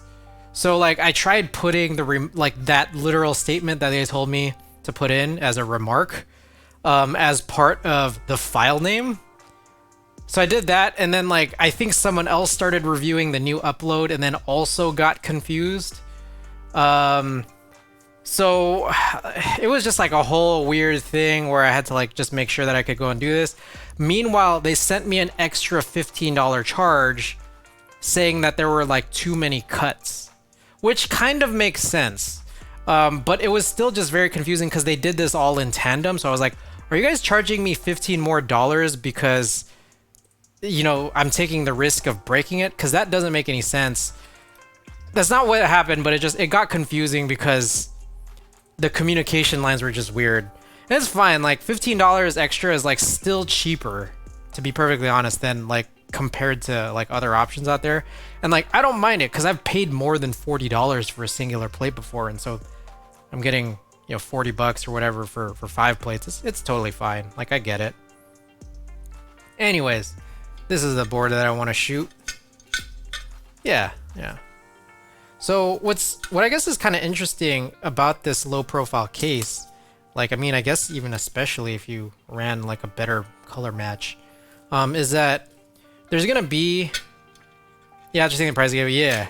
So there's gonna be some separation between the plate and the PCB. So this actually lifts up to, like, the top lip of the case, which is actually super cool. I think that's actually super cool. Thinking of scrapping the acrylic case I designed and just make an all FR4 keyboard. I don't think I've seen that before, but the tolerances would be amazing. That would be super, super sick. I just seen, because, like, I have only just ever known about stacked acrylic, but I actually just seen someone was selling, like, a used thing that I guess Canon Keys or something sold, which was like a stacked carbon fiber. And I was like, whoa, I didn't even know that this existed. It was like carbon fiber top and bottom, but then the middle was like aluminum. I was like, well, that's actually pretty cool as an idea. It's like, I don't know, stacking is interesting. Okay, anyways, I've been taking too much time here.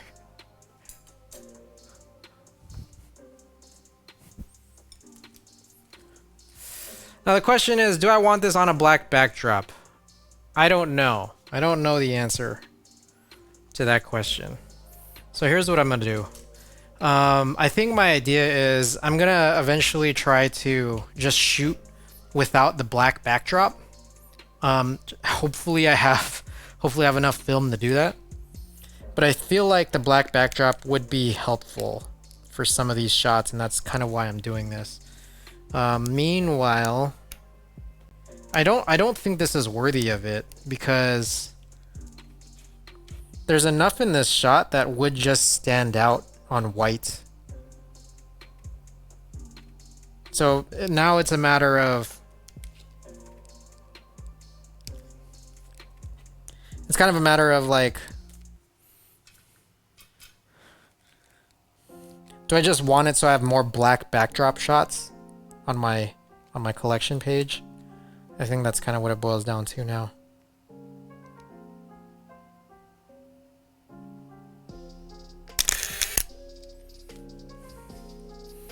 But we just did it.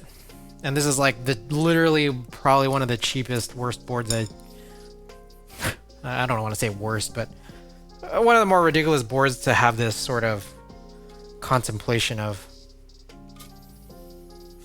Well, but that's about it for that one. Next up, we got the J02. I don't know if you guys saw me unbox the J02 on one of my previous streams. But that one's gonna be a little bit more aligned with something that I would want, especially like both black and white backdrops, so we can play around with it. This goes back into here, where I got the J02. Is this here? Yes, it is. J02 is a heavy boy. Heavy boy.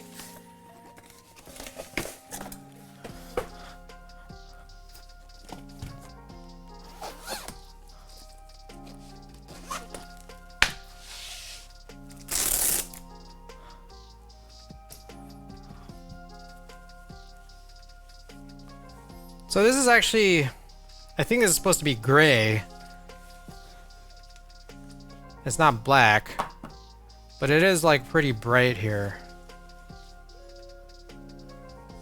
So we don't actually have any bumpers on it. That's kind of why it sounds like that. And the question is, do I want to throw the plate in and the PCB right now, which would entail having to open this.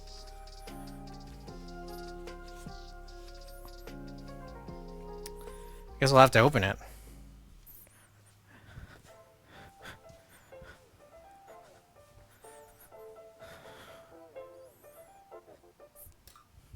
Where is my little iFixit kit? Where'd you go? I know you're around here.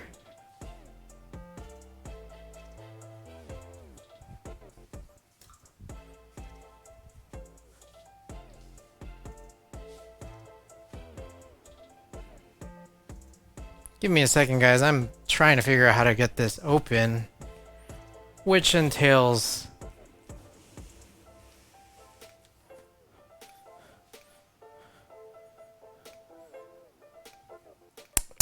ah, here it is. Jeez. Okay. We're not crazy. We're not crazy. All right.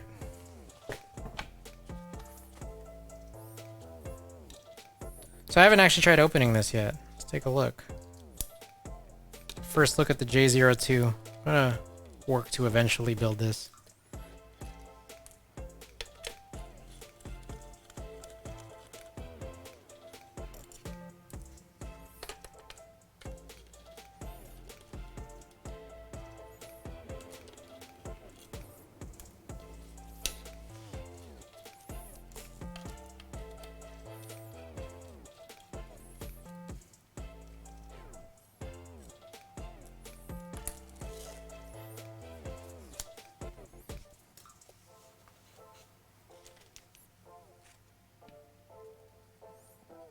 Just lifts off. Alrighty. I'm gonna honestly just gonna avoid throwing in the gaskets right now. And what? Oh, jeez. What we'll instead go for is I'm gonna throw for the shot. I'm gonna throw the PCB in there with the carbon fiber plate, and it'll all just kind of like sit.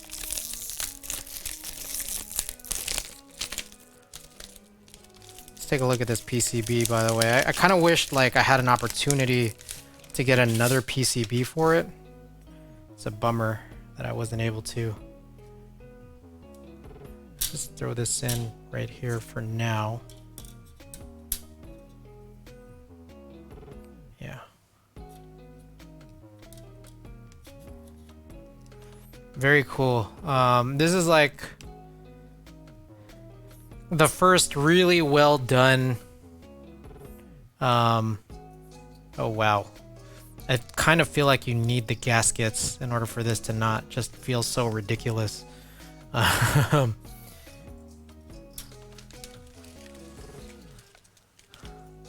What's the order? I think there was like 2 at the bottom. And then like 1 at the top. Kind of remember that from the diagram.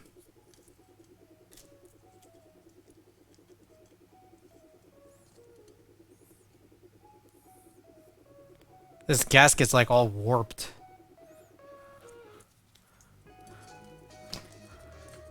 I don't know what the hell happened with that. I think all these are. I wonder how to actually take a good picture of this without having to build it. It's like maybe it's just not possible. Oh, that's ridiculous.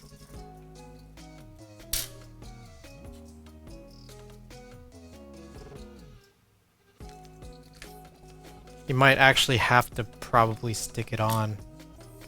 It's like otherwise I'm just like letting this sit.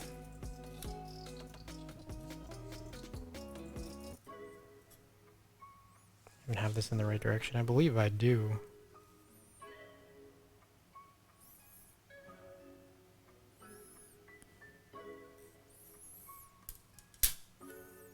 Should be the correct way.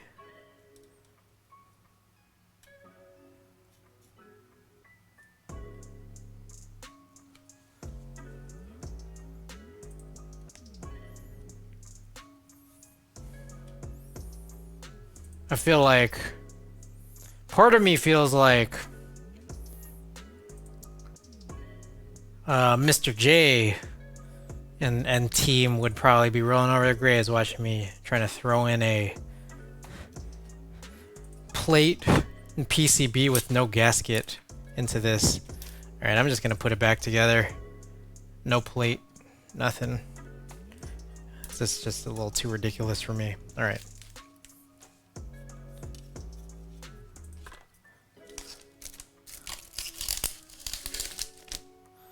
So this is one here where we're gonna probably shoot this one twice, once on light, once on dark.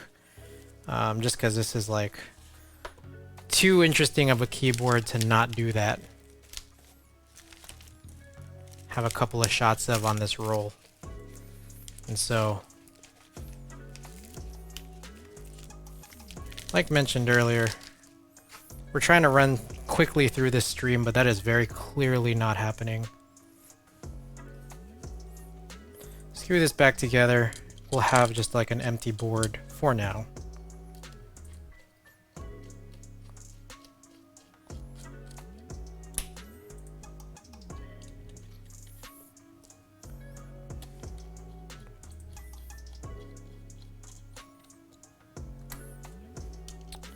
We're gonna get back to sort of like rolling up the backdrop once we try to do everything on white.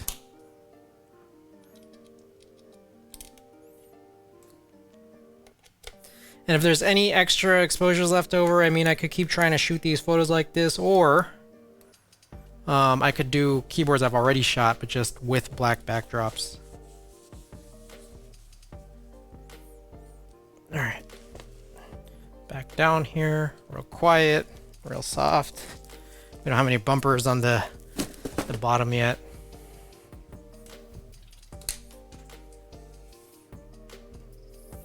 Hope y'all like the look there. Let's get to it.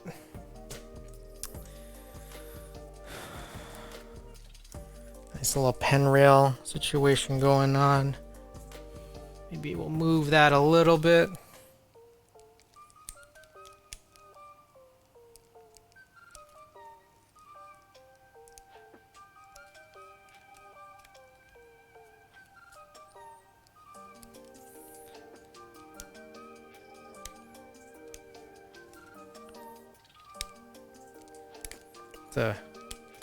Am I crazy? Battery just die? This brand new battery I just threw in die? There we go. Get the pen rail in focus. I think that would be a cool thing here.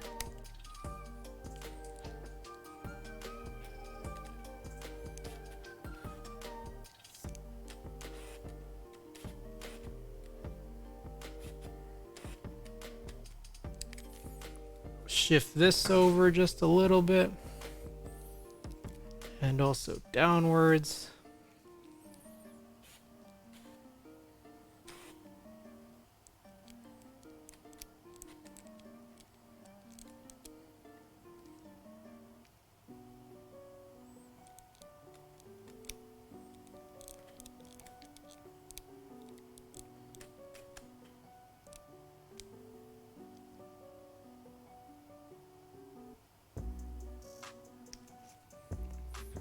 Go with 160. No, 120. Let's go with 125.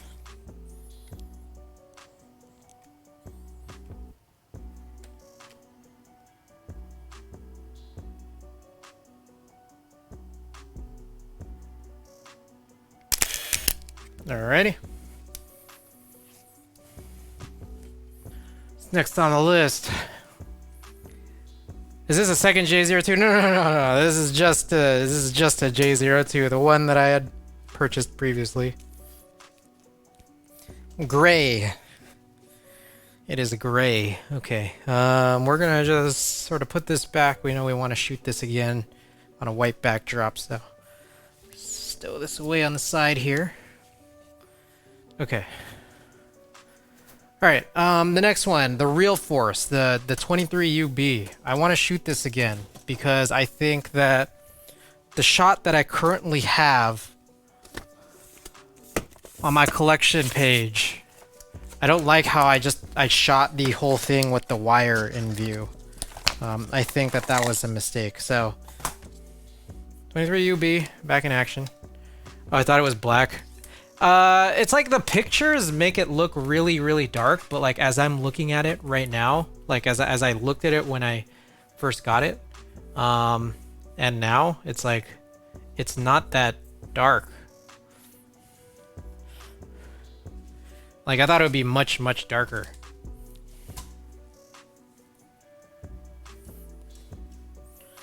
Alrighty, back to it. We'll go 115.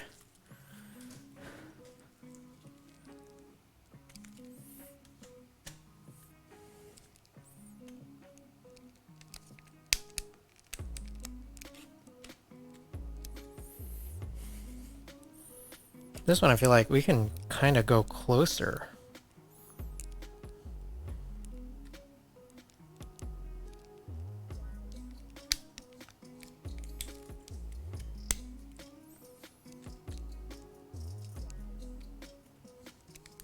I don't know what it is now, but apparently things are appearing to be very overexposed. And I'm thinking, what have I done here? At 1/15th. This metering is like nuts.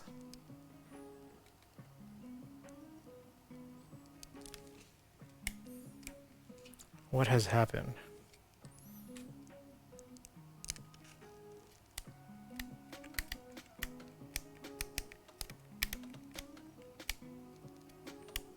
Has something gotten brighter? Makes no sense.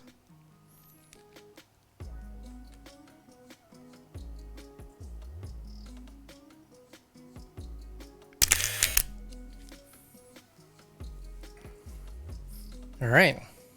So we have about 7 exposures here, 7 shots that we've taken. And those are all the ones that I think I wanted to do on a black backdrop. As we go through, let's see, I'm going to do 1, 2, 3, 4, 5, 6, 7. 7 more. So we have like a couple of shots leeway to maybe just do some other boards on black. I want to go with maybe just 1. I think 1 would be good.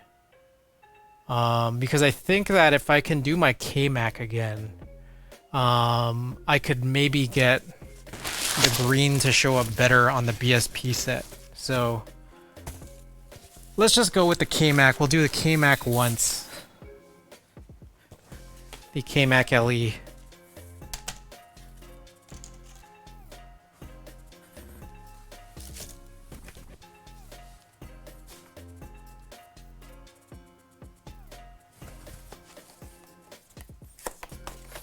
We shot this last time, and an issue is that I don't think the color, like the actual, what you actually see on this board got captured really properly at all. So I wanted to just be able to get this shot.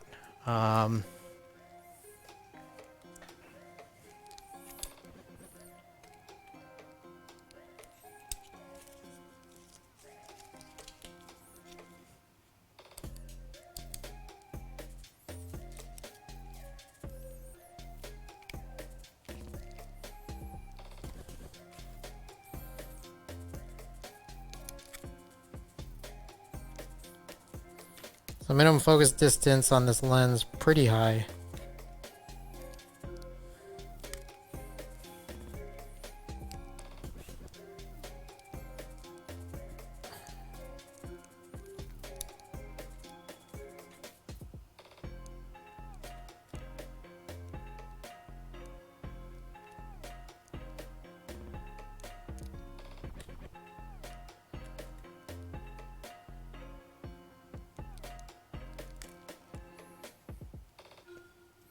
Wow, I feel like I'm going nuts. All these... The metering in this is like going crazy on me, I feel like.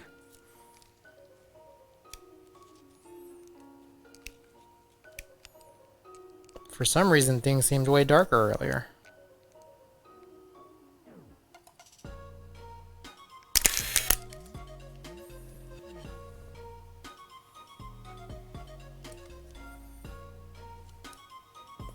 Well, I guess we'll see if that comes in. For that matter, I kind of want to shoot once more. Higher exposure. We'll try to even go 130. Just to see where we get.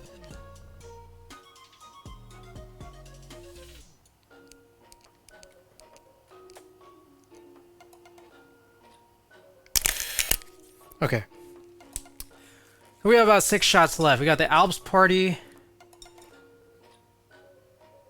Oh, maybe I shouldn't have taken 2. Whoops. Alps Party, BMAC. J02. Alps Party, BMAC, J02. And the Hammer. Oh yeah, we good. We good.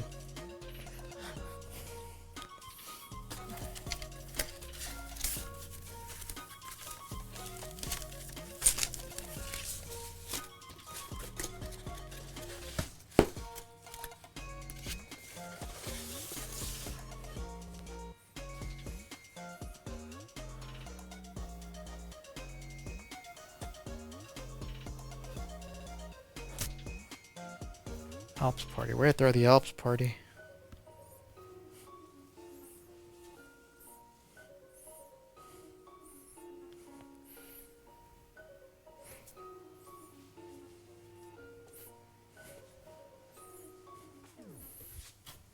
Here we are. Okay, so we're gonna roll this guy up now.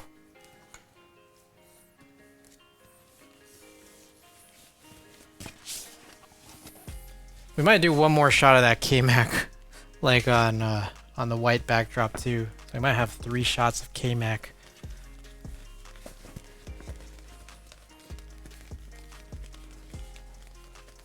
Alrighty. Everything should just be much brighter now, because we don't have a bunch of black stopping all the light bouncing around.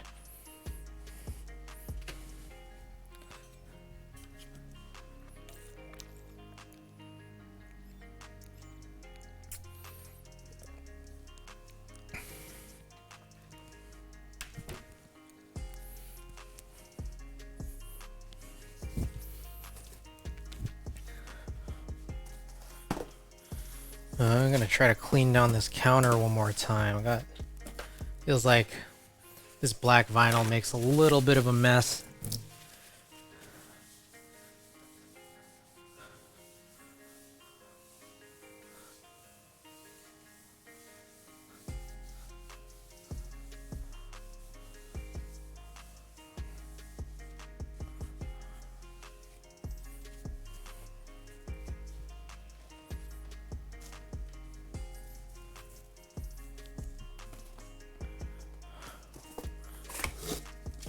Alrighty, back to this guy, which we're gonna shoot.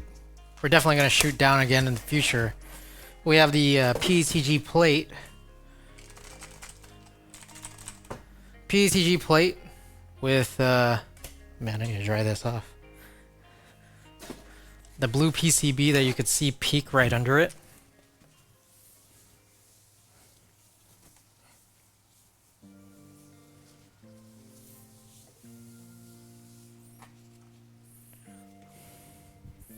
So, let's continue to make some adjustments here.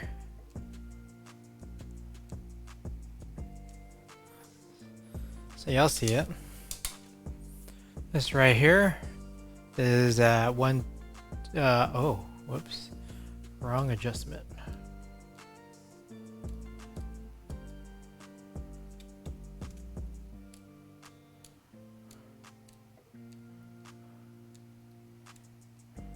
So right here is at 1/160th now. So we just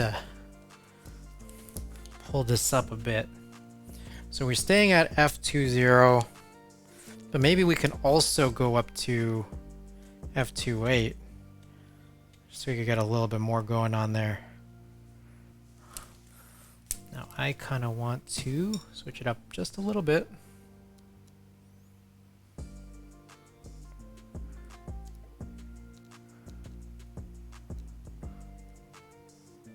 Alrighty.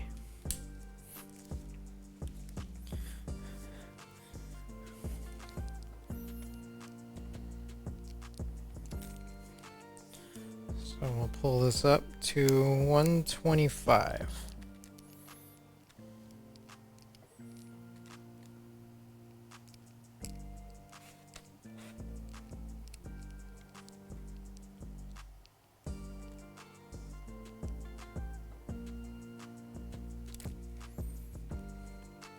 Part of me is like, would even want to go.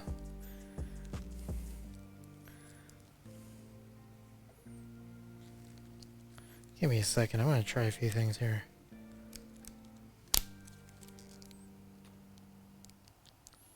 If I go aperture priority, at this point I think like I'm not even gonna trip, to be perfectly honest.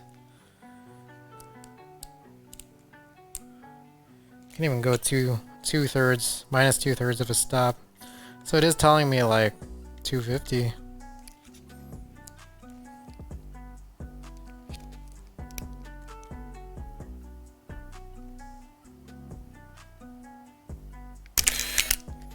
Alrighty.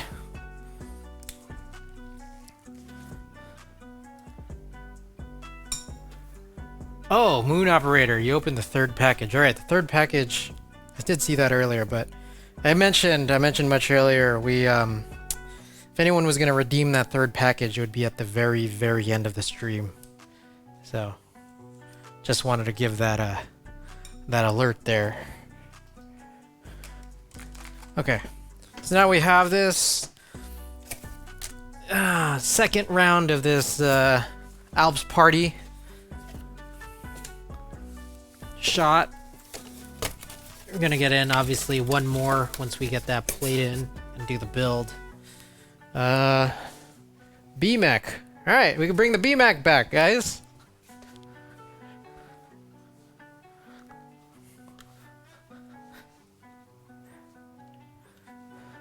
Just trying to be careful around it. It says out of stock? Wait, what says out of stock?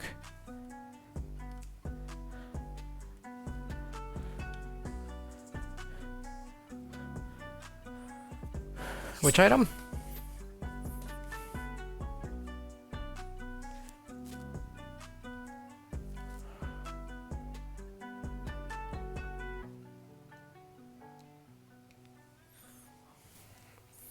Alright, white backdrop.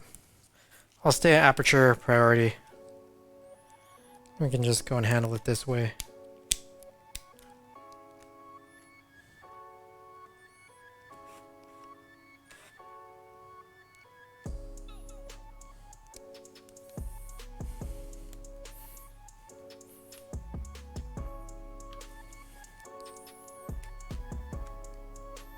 And this one I feel like, man, I might need to let go.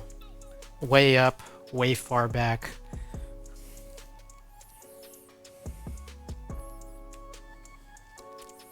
Because I want to get more frame. Knowing that this is a longer keyboard, I might want more shot in it.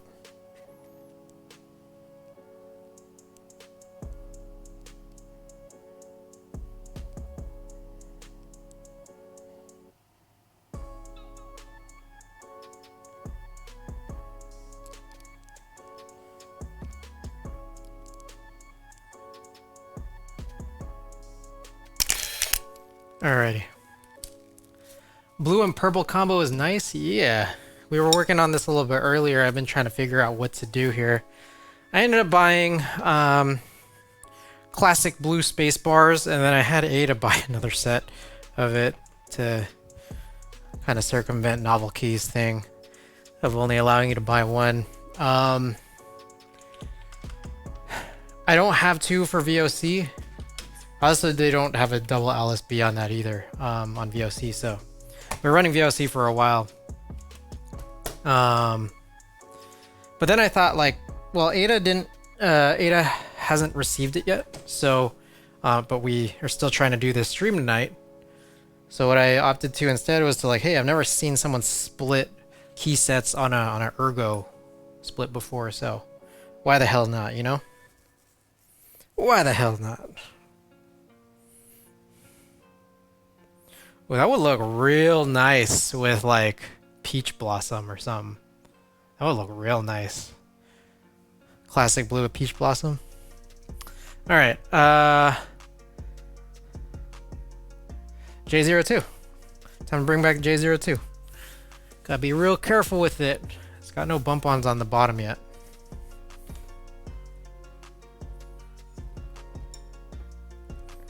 There's another situation. Let's maybe move it a little further away. So you guys are seeing the top of it, but I'm just trying to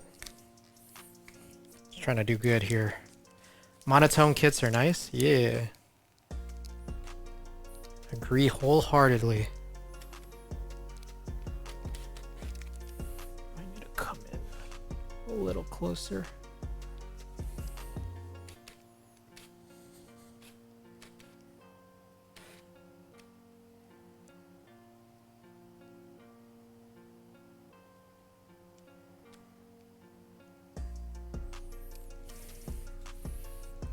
Shift it a little more this way.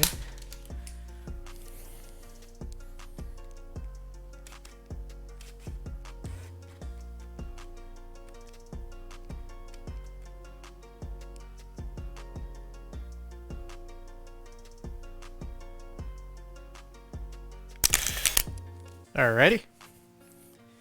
Very cool. We've got what? 13, 14, 15, 16. We have 4 exposures left. Alright, so this means the Hammerworks 60. We're gonna steady this guy up here. Get it prepped to be put back away.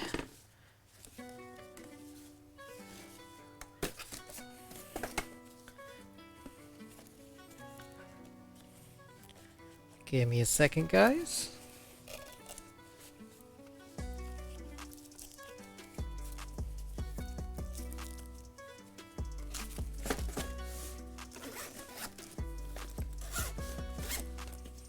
Alright, so what was it? It was the hammer. The hammer. Alright. Here's another situation where we got a couple of things in mind. So this assembly, let's get it out of the way.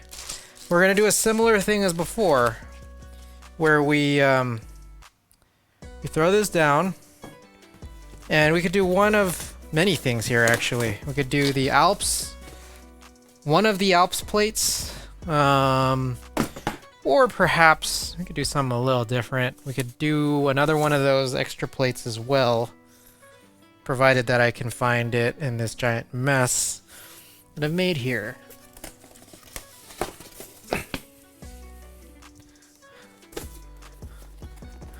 Almost 2.5 hours in, guys. Still been working on the shots.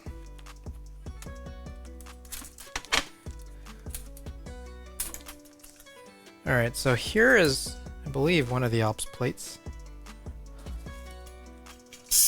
Now this is not the Alps plate that we're going to use, but I'm just throwing it out there as a possibility. Meanwhile, oh, that's one of the rough ones. I got a free plate at one point. It's just a tray mount. Tray mount 60% plate that's win keyless. Here's another plate. That's right? Yeah, that is right.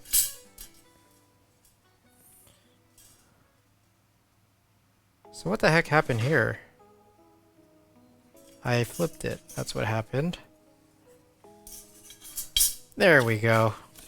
So one of them could go with a DZ60.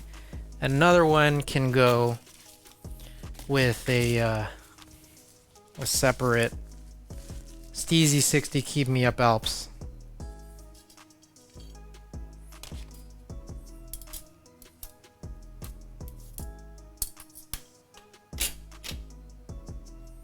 So this is not really gonna work right now because I have screws in here. Let's take a look, see.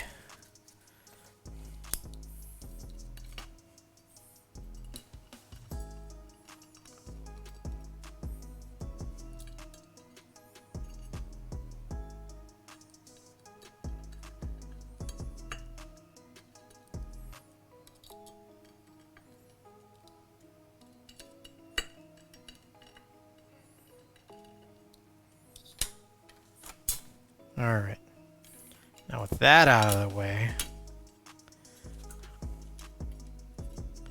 I think we can go with something like this. This might be the shot that I want instead. So I don't have any free Hasu Alps PCBs, which would be what I'm using in here. So it wouldn't be this guy. It would be this guy. So this is the shot I want.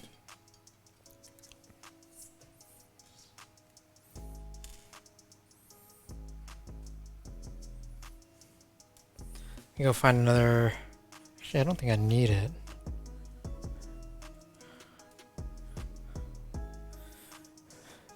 Where'd I put that box? Constantly losing everything.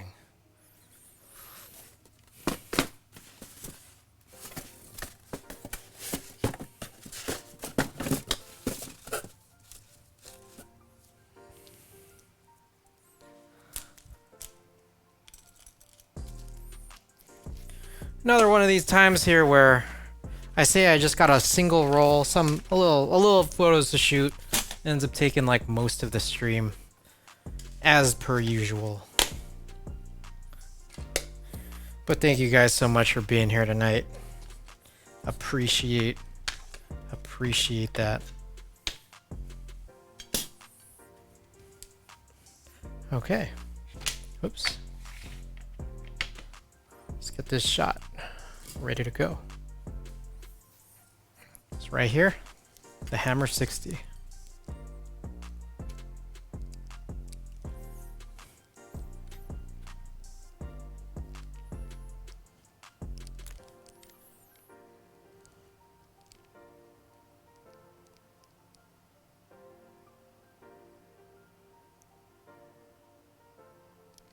Yeah, let's try this.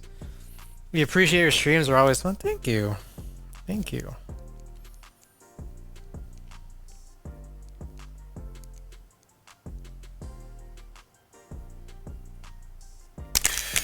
Alrighty. 3 exposures left on this roll, guys. What else can we throw on? We could do another one of the Prophet. We could do that low profile one again, because even though it's like mega cheap,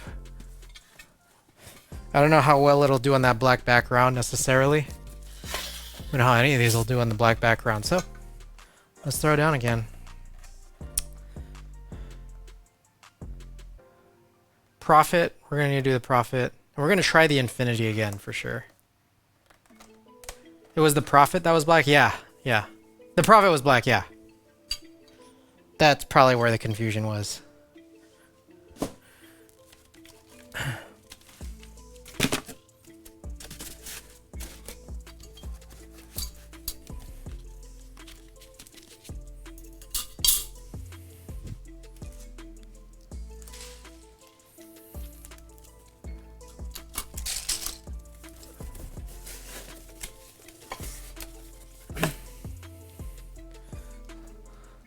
think you were building the Prophet, but unboxed the J02 that day. Yeah.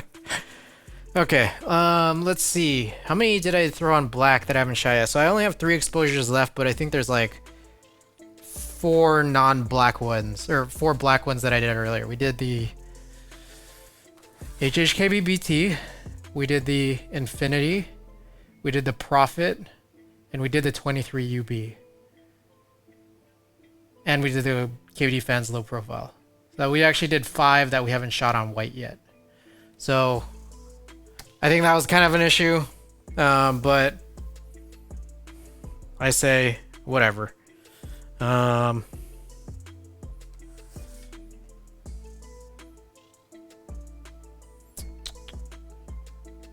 Infinity 60.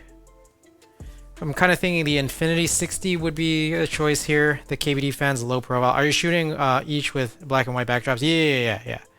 So, well, I was, but then I realized I have fewer exposures left than than the amount of keyboards that I haven't shot on white backgrounds yet.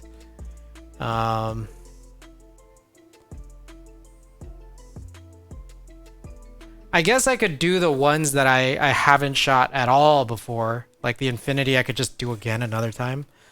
So that would probably be the best choice.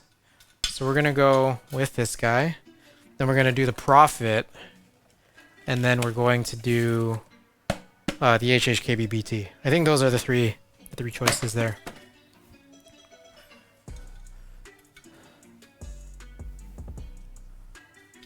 So I have no idea what orientations I've been shooting them from before, I'll be perfectly honest, so we're just guessing at this point. There's like some issues on the Ano with this, but like what am I gonna do, you know?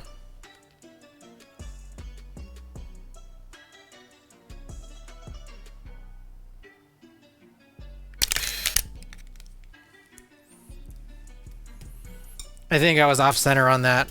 Oh well. At this point, I'm just trying to get through it so I can start developing.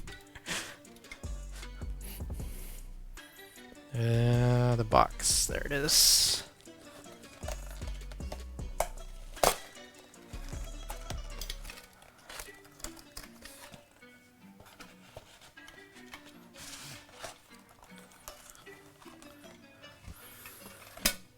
Profits and BT.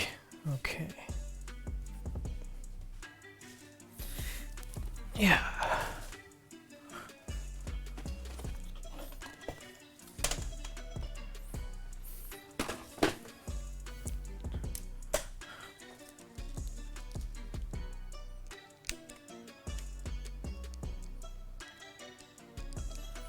It's coming at a hot 1/10 at f2.8. So we're gonna do 2.0.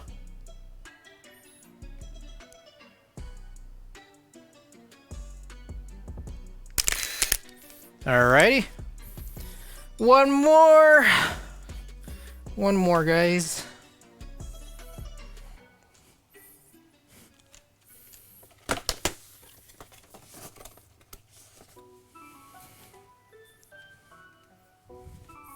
The Prophet. Right back to where we started. First shot of the night, last shot of the night.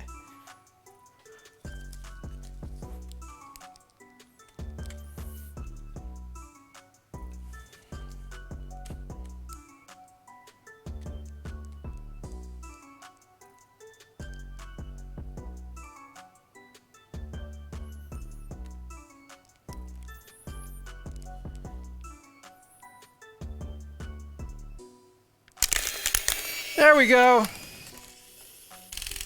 Oh, you know, I realized there's actually like 2 more shots I can get, so I can do it. It's on this little pocket camera, as I was mentioning earlier. So we actually do have 2 more shots. So let's try the Infinity, and also, what was the other one? The Real Force, 23 UB.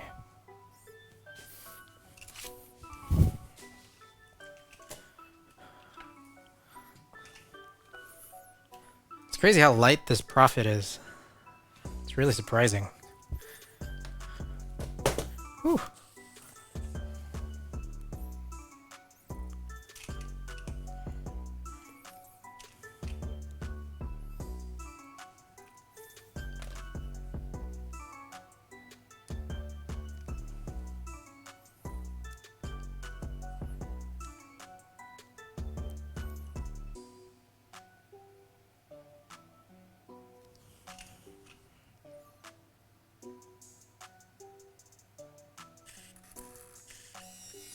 All right. Believe there's now one more.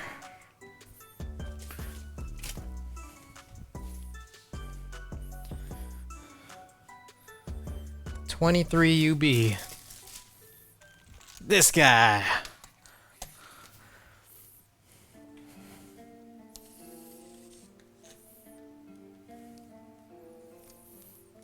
Throw this guy even further out.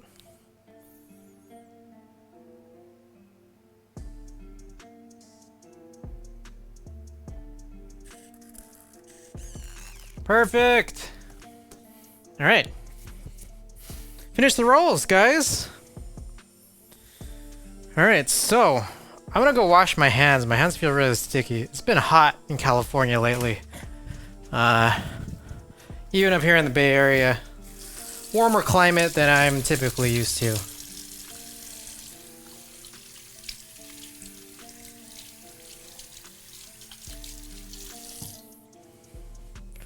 So, I know it's like not that hot in practicality, but my apartment soaks up a lot of heat and I'm just not used to it.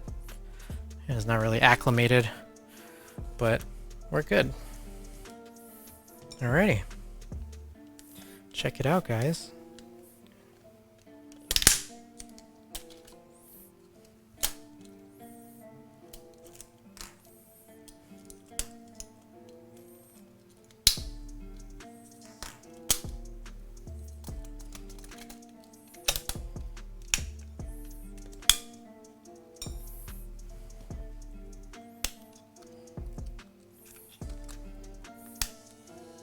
All right, this should now all fit in a 5 tank. So here's the plan, guys. I'm gonna heat up the chemistry and then just have it rolling until we actually use it. What I usually do while warming up the chemistry is loading the film into the tank. But we got a lot of shit to clean up here, like a lot. So we're just gonna get through that. That's probably more critical in my opinion.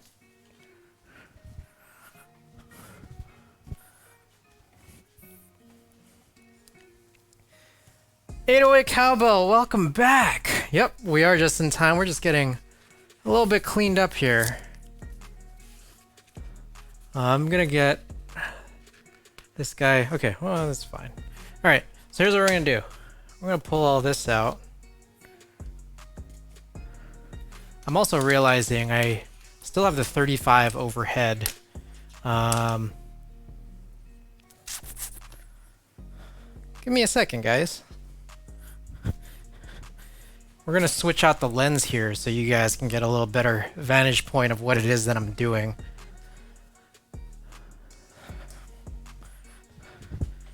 Just want to make it a little nicer for y'all.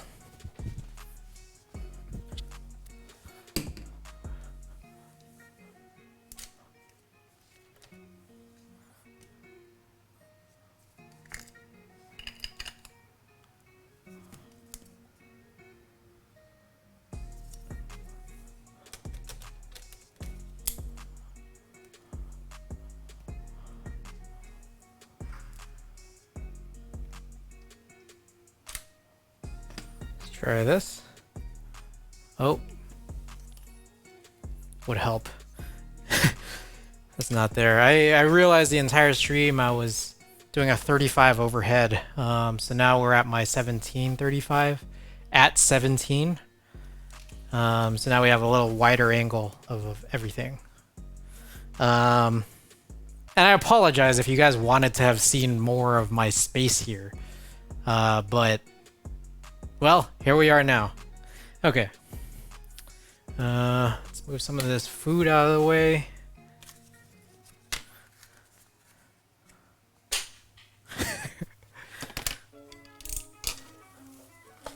I'm kind of hungry, guys. I don't know how you guys are, but I'm pretty hungry.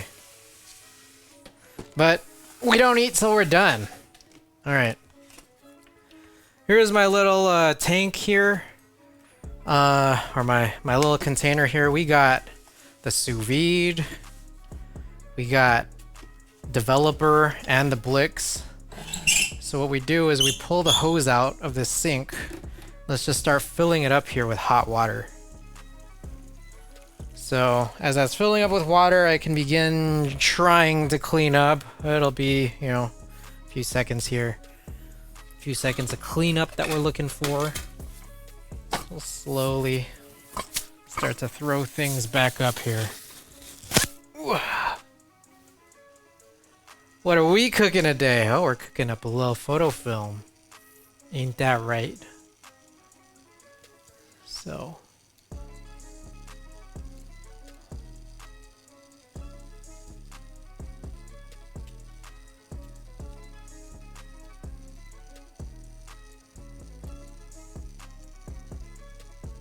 just messing with some settings right now. Don't mind me.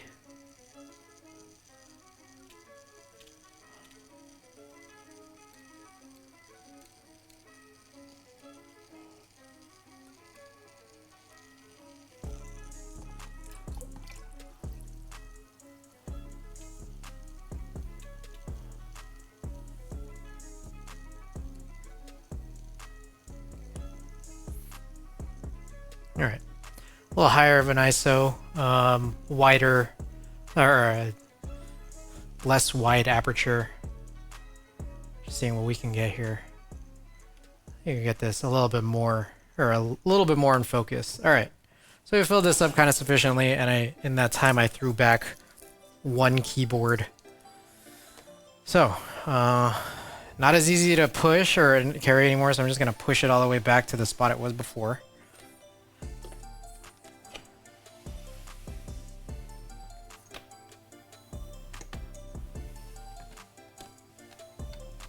Alright, and what's the key here? A couple of keys here. Plug this in as we can. And we're gonna set this up to, let's go with 113.5. So the water's already about like 98-ish, I think. But we're just trying to get the chemicals up to temperature as I clean up. That way we can do color photography right. Meanwhile, you guys can watch me very slowly clean up the big mess I've made today. Hungry.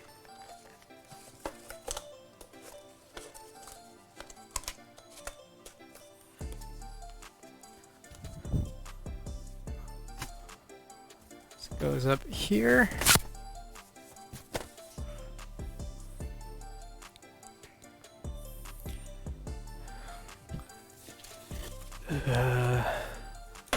Whoa!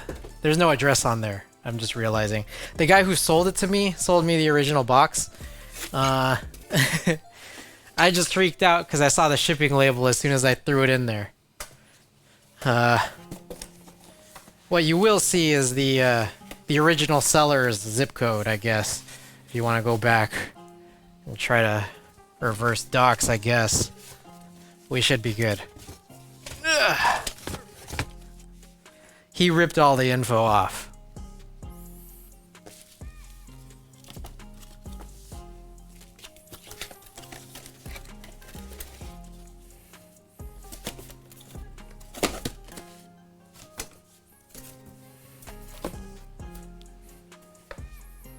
Get all of the junk out of the way. Just cleaning up, guys. We'll see shortly where we get with all of this.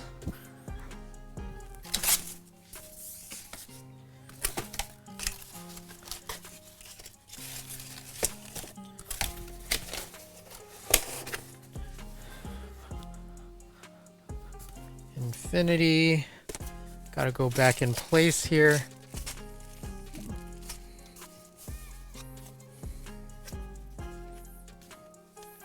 however the hell I did that before.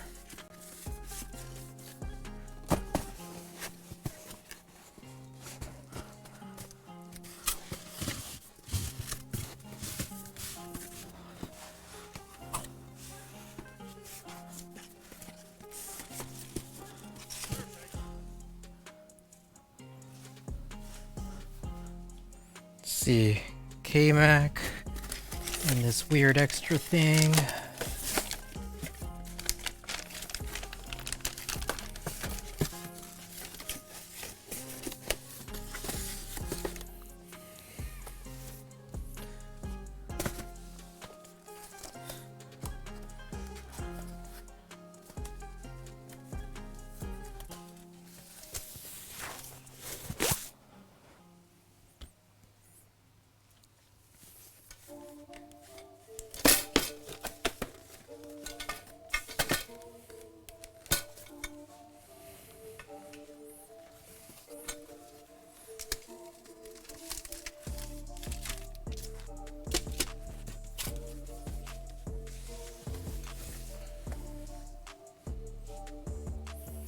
Whew.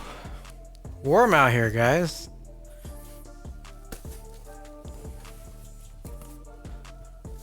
Honeywell Hall effect. Get that back into place here. And this final new package here of the PCBs stow away right in there. Alrighty guys, as we prep, there's back the dark bag. I'm gonna get this guy out. And while we're here, fill up some water before we go and do a bunch of stuff with some slightly suspicious chemicals.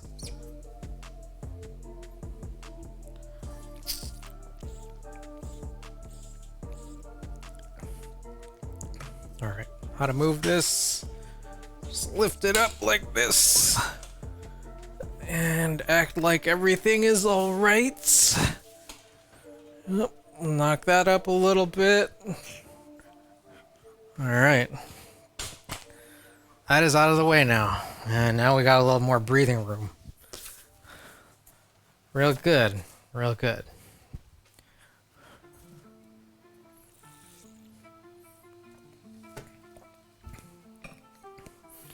Alright, so what else do we need here? Well, with everything cleaned up, this is real nice now. We need a shitload of paper towels, as usual.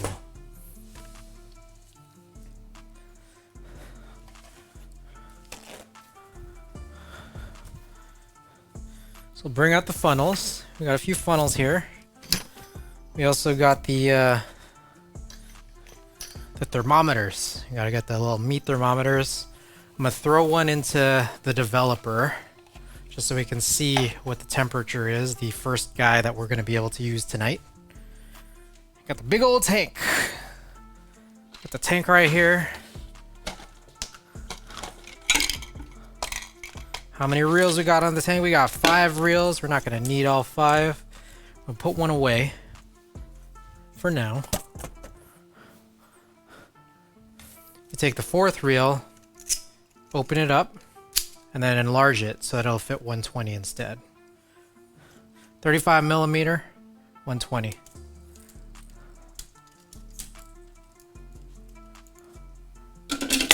Whoops. Alright.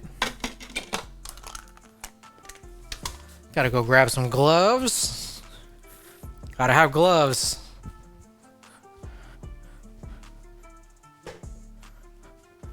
Always gotta have the gloves.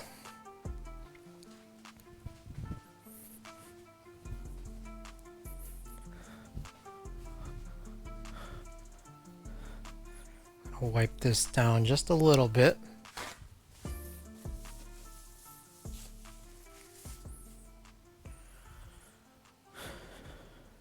iFixit kit out there in the corner. Get this step stool out of the way. Anything else we need? I don't think so. Got our rolls right here.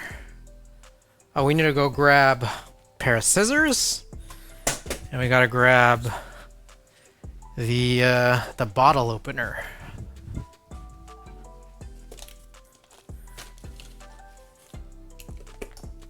It's real good, real good. Stabilizer gets moved out of the temperature control. Developer's at about 90 right now. So we're making good time right now. I'm surprised. Unless I'm forgetting something entirely. They seem to be pretty good. Okay. We are going to do the 120 first, because it's always the one that gives us trouble. And knowing that if we're going to try to do this first, we're going to try to finish it first. Try to finish it first.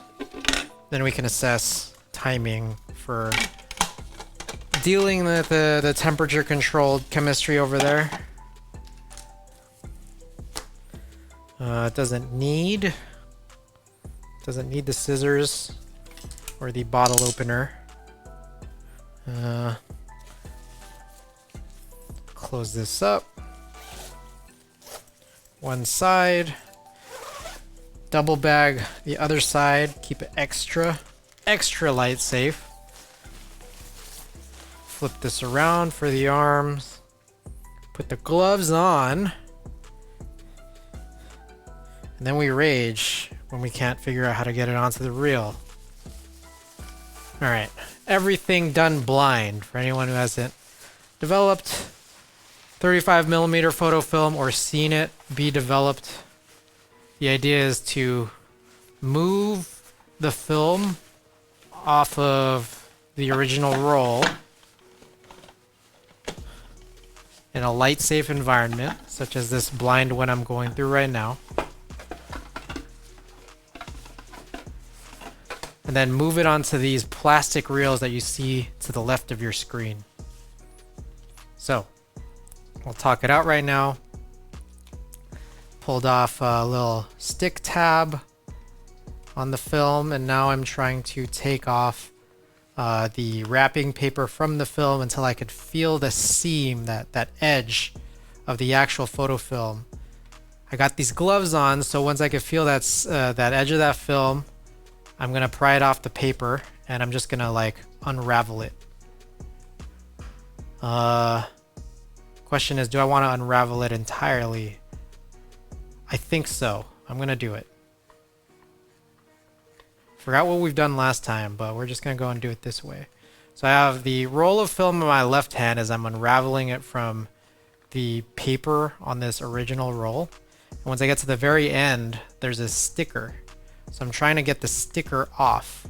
And so it feels honestly like I'm tearing it, which is not great. I feel like I might be lifting off the sticker.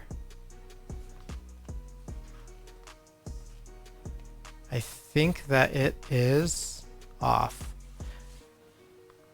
Okay, cool. I believe it's off. I actually feel a little bit of sticker at the end.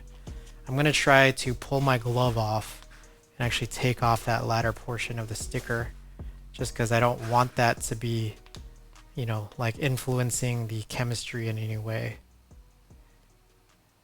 This may work, this may not work. We're just gonna try at the very least.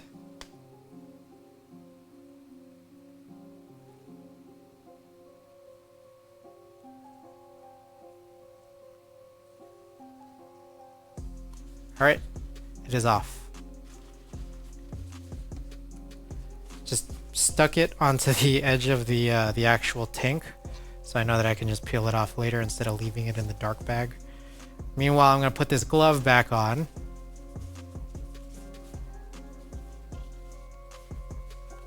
Got it back on. I'm going to find that reel, that plastic reel. And what I want to do is find these edges where I can go and start doing the inserts. You've got this universal reel that has the wider edges, which is real critical for this being, you know, very good. And so what we're gonna do is just kind of start to ratchet it on. But I think an important part is making sure that it's like puffed out enough so that it can catch properly. Now I'm having a little bit of an issue right now, but we're gonna keep trying to go and act like this is working really well. 120 is really hard to throw onto these plastic reels in my opinion, but we're just we're trying. I can feel some snags, which is where like all of the difficulties come from.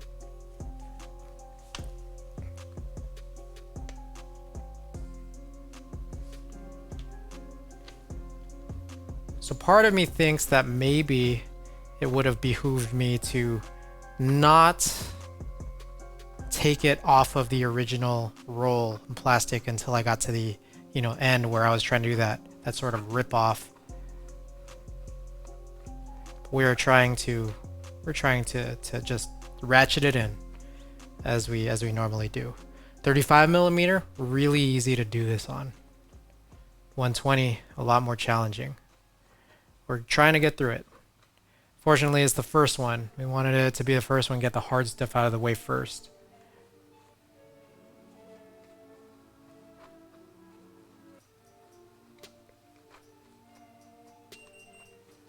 So you can hear that my sous vide just went off. It's now hit the actual water temperature is at 113. We would like to get the chemistry up to 102, but there's a lot of work to be done knowing that the chemistry is inside these black plastic bottles and having that heat get inside so that the inside liquid, the inside chemicals are at 102. Meanwhile, I'm here, standing here, doing everything blind, you can see right here, trying to get the film to ratchet on properly. I've hit a pretty gnarly snag.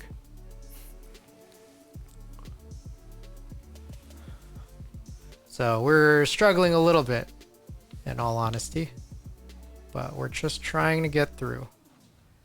Trying not to do anything too crazy because we do want it in.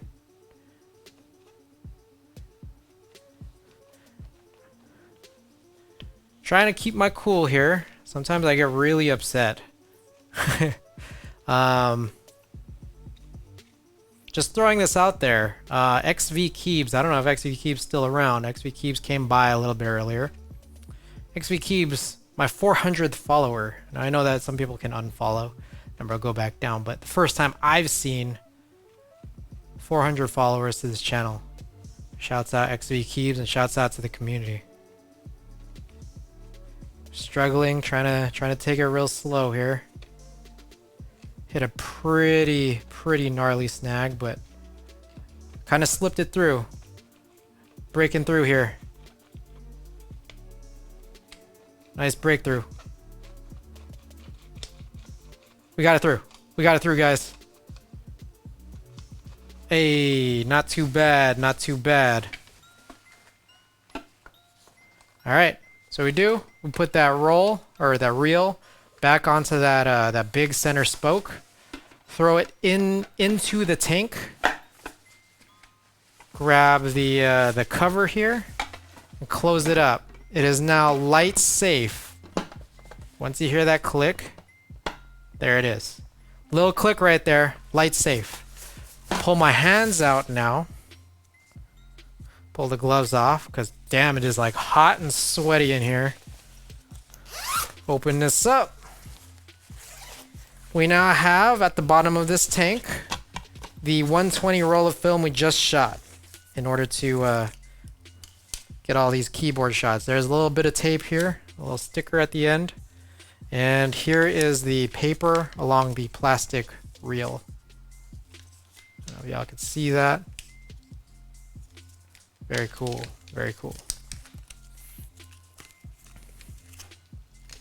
All right, 35 should be a lot easier, but I'm gonna take a little sip of water. Take a look at this.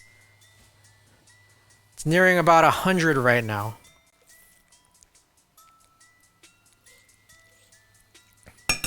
On the internal bottle temperature. So Let's quickly come into it. I'm going to lower this to 113 from 113.5. We're going to do this one at a time as we usually do, just because, you know, dealing with all the perspiration, especially when it's like a hot day like this. Gonna be, you know, a warmer season as we move further into the summer. Here in the Bay Area, I feel like it's pretty typical that like the heat is kind of around, I don't know, comes to, you know, its peak at like the September or so. It's kind of what I've just typically seen since living here. My 13th year here in the Bay Area, isn't it? 3rd year in the city of San Francisco. So this will run for a bit, but it's June, mid-end of June. Getting pretty warm, a little earlier than I would have thought, but I guess expected. Oh, we almost forgot. We were supposed to put inside the bottle opener, which has this sort of end here that like lets me pry it open, as well as this pair of scissors. I can just enter it here, I think, from the open armhole. So we've just come in here.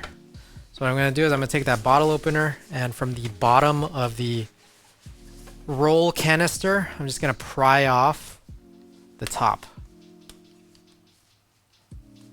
Or I guess it would be the bottom. Pull out this, the actual inside, the roll of film that's rolled around the plastic center. And now I can ratchet this. And because it's not so wide, the actual plastic reel, a lot easier to ratchet this on. It's always real nice, real great pleasure to do this after I've already just done 120, because it's just so damn easy.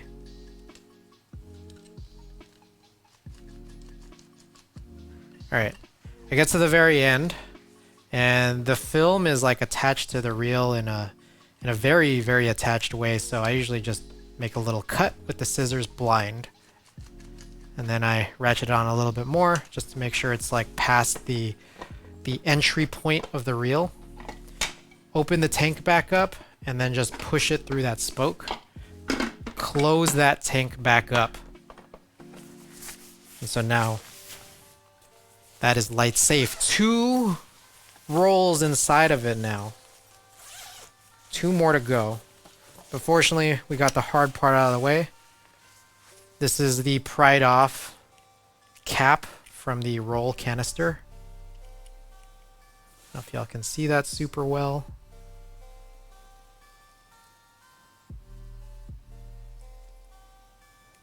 Just like that right there.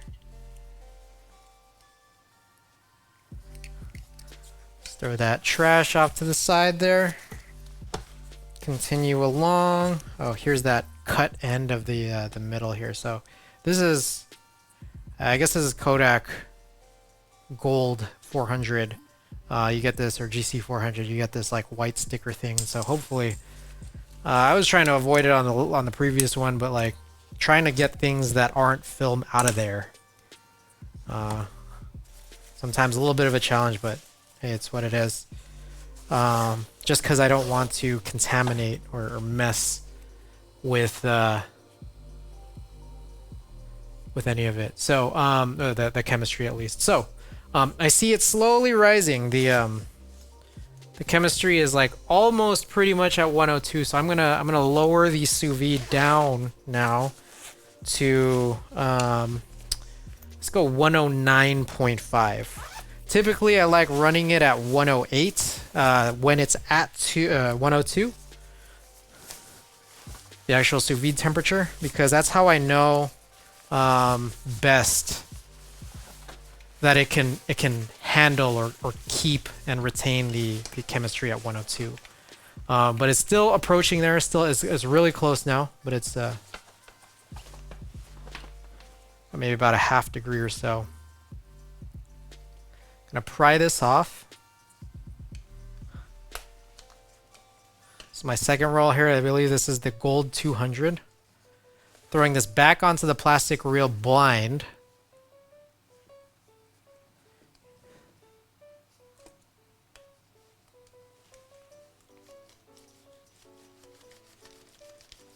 Just ratcheting it on. Simple.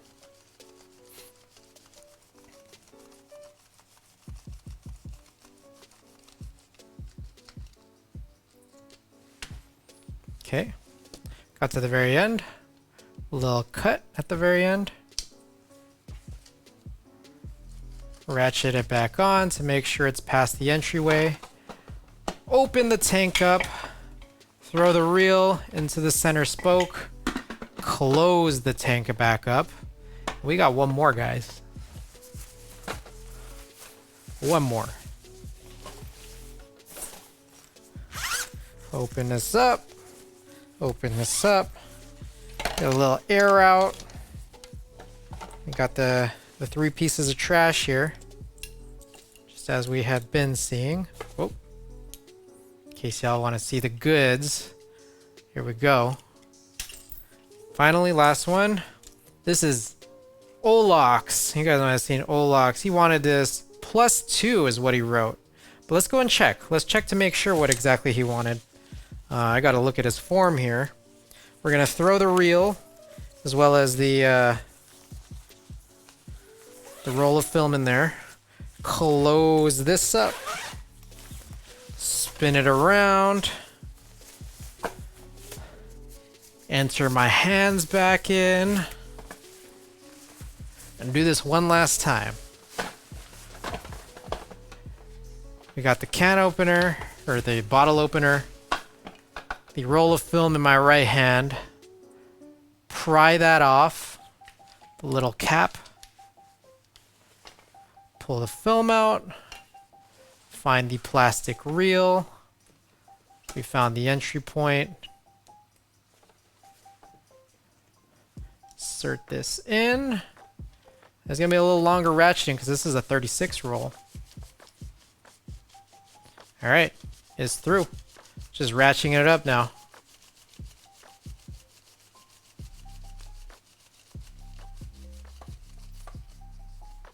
Oh, a little snag. A little snag. We got through it.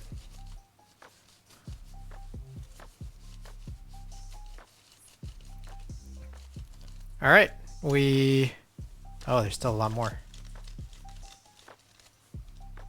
Alright. We have hit the end.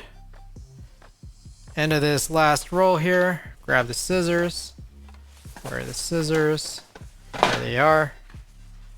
Cut off the very end of the film roll from the plastic it's attached to. Open the tank back up. Push this guy in. And we can finally close it one last time. There's that little click. Little tiny click that time. Alright, it's just jumped a little bit over now. A little bit over 102. So here's what I'm going to do. I'm going to take our time here. I've just turned the sous vide down to 107. Lower from the 108 that I usually use. Alright, here's the trash. Got that bottle opener out of there. And we got the last empty canister. And we can put the dark bag away. Got this closet here. Got a little hook on the top. Let's hook this onto. It's like a little jacket. Alright. Here we are with all this. We can throw all this away. I'm going to go move around here. And I'm going to go and check Alex's form just to be totally certain that he asked for a +2 push. Me, I will always try to push. I always just push mad hard. So whatever Alex or whoever wants, I'll just do my rolls with them, especially if they do want to push. So let's check out check out what he wrote here. Responses. Alex has asked for +2, just as he mentioned. All right, Alex, we're gonna do I got your +2 right here. Let's go and take a look. so we can see. Always like the reference here. It's nice. So now that we know, I'm going to take a look here. +2 development at 102 is 6.13 minutes. That's about 6 minutes and 8 seconds or so, I believe. Pull this out of here. It's a little over 102, which is cool. So we'll get that down a little bit now, as I just kind of do a little round of cleaning up here. Get the cameras out of the way. Contacts moving out of the way of all of this big mess.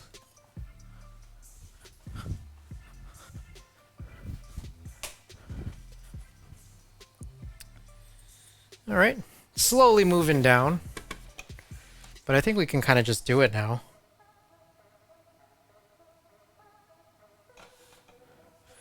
Okay. Clean this up a little bit more. You know what we need? We need a bunch more paper towels. That's what we need.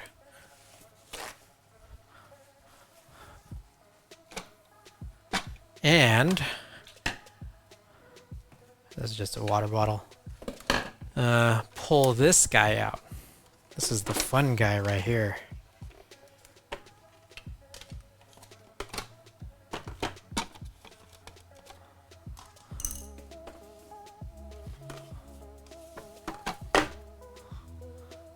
Throw that to the side. All right. Here we go.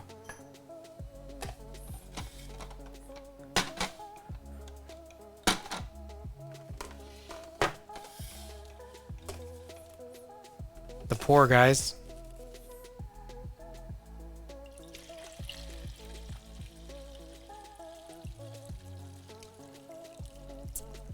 Feels a little dark. I'll turn up the ISO on here.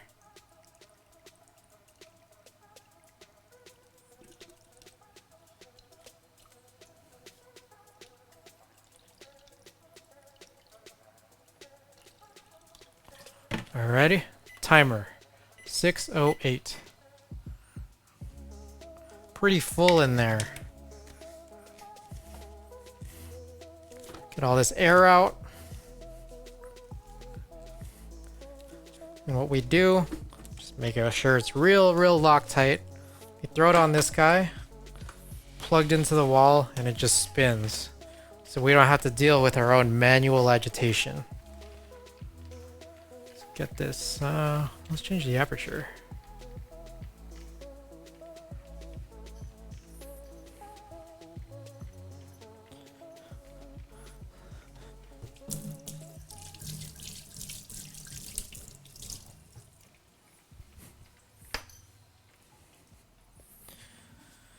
And I'll turn off the sous vide as well. All right. So we're just chilling now. Hope everyone's night is going well. Ooh. Been up and at this for about 3 hours now. Guys, thank you. Thank you for sticking around.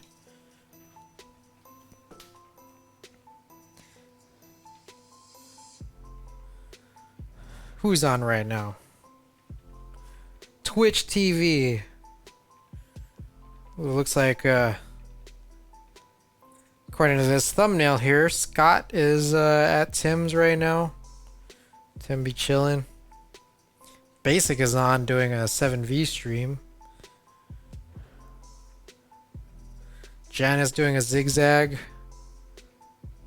Gerald T designing 4 year ago. Very cool, very cool. That's my daily update. If you sitting here wondering what else is going on tonight on Twitch. If anybody's out there, feel free to hit a couple commands. If you're interested in joining the Discord, hit the Discord command for that link. Also, as I am showing off the film photography here that I have performed And as I go through the development process, have also I'm doing here. I provide this service here, so you can feel free to hit that film command or look at the links down below in the bio. Provide competitive pricing, especially if you're in the US. And we do development and scans on Twitch. So feel free to check it out if anybody's interested. And finally, bits and subs I send to the San Francisco Marin Food Bank. So if you're interested in supporting the channel and want the emotes, you're also supporting the community around me. If you are interested in donating directly to them so that Twitch doesn't take the cut, get more bang for your buck, write it off on your taxes if you're in the US, feel free to hit the charity command, or also links down below in the channel panels. Website's up and running. We're doing a bunch of film development here to add to the collection, make sure everything is up and straight. You're welcome to take a look at the website with the website command or the collection command to see my collection directly.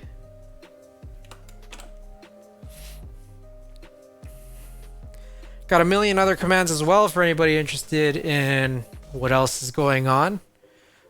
Feel free to hit the commands command to see a little bit more about what I got going on as well.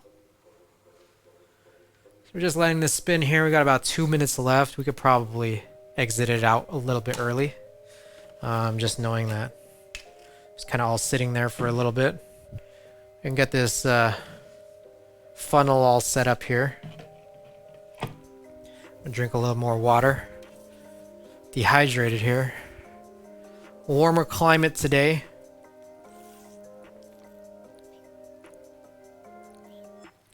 A lot of talking on my end.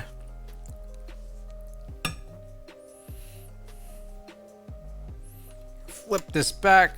I'm gonna flip it back a couple more times. Just want to make sure you don't get any craziness of consistencies that maybe we don't want to say, like something a little weird happened in the middle, something gets stuck to it. Want to agitate it a little bit as you move it back and forth so that we have some variations here. What's going on? About a minute left. I'm gonna pull the Blix out of the sous vide. Excuse me. Oops. That box cutter out of the way here. Oh, for anybody wondering here, I got some other stuff on screen. We got this, I don't know if y'all can see that, Trader Joe's. It's like a creamed New Zealand honey.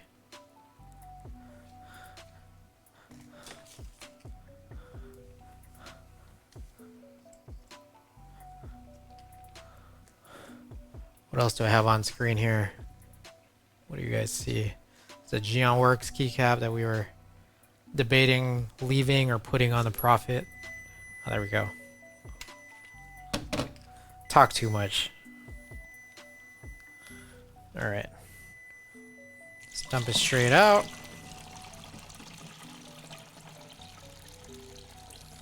Back into the developer bottle.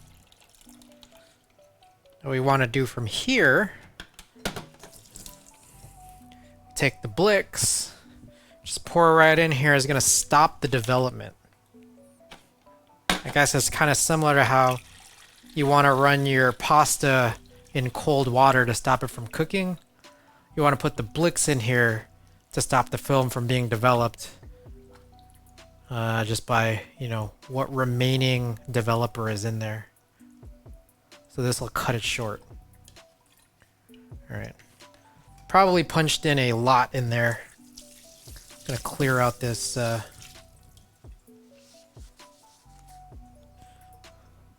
cap here.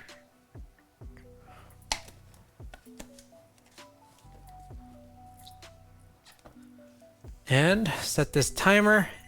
Whoops, 8 minutes.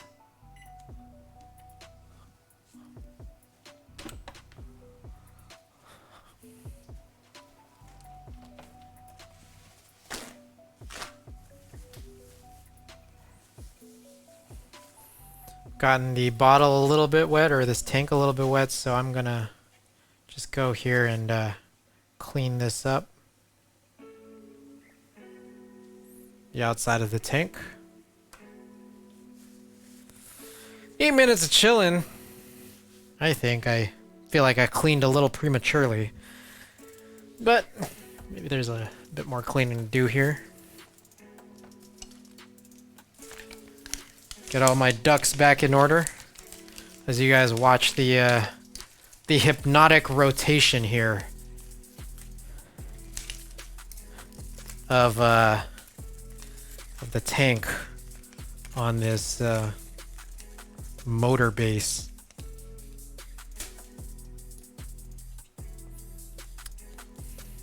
Actually, there is quite a bit more cleaning up to do. Not to worry.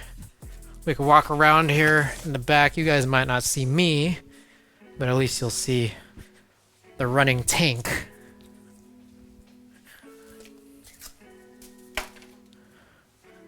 It's got a tidy here.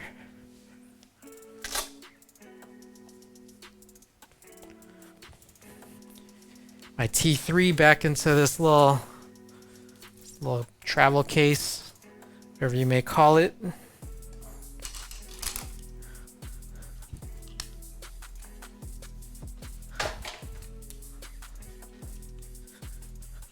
Putting all my tools and stuff back in order.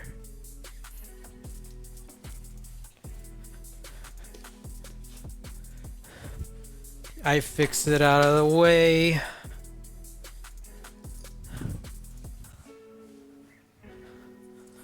Take this guy, just move it along somewhere. I just toss it in there. See, Profit goes back on the desk. BMEC goes back on the desk.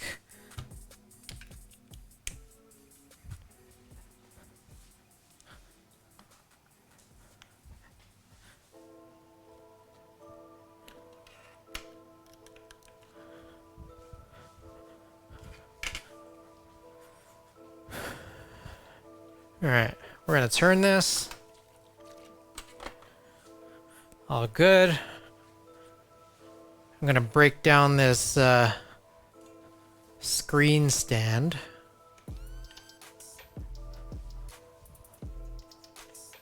Pull this right off, and we can't pull it right off. What's going on here?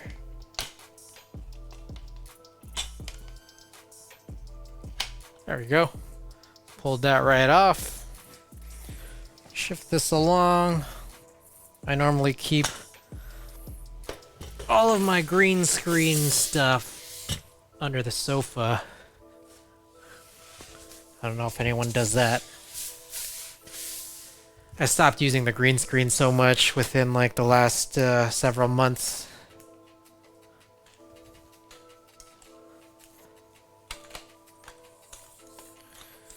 Break down the stands portion of it.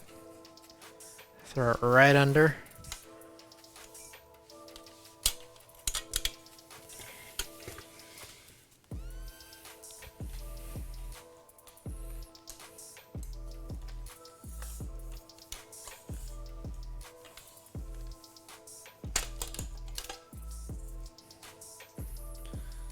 Alrighty.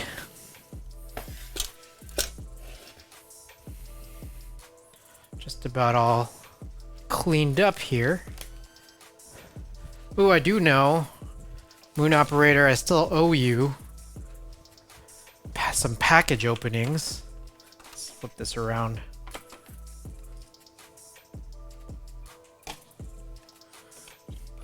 Close this up. So we'll come back to it.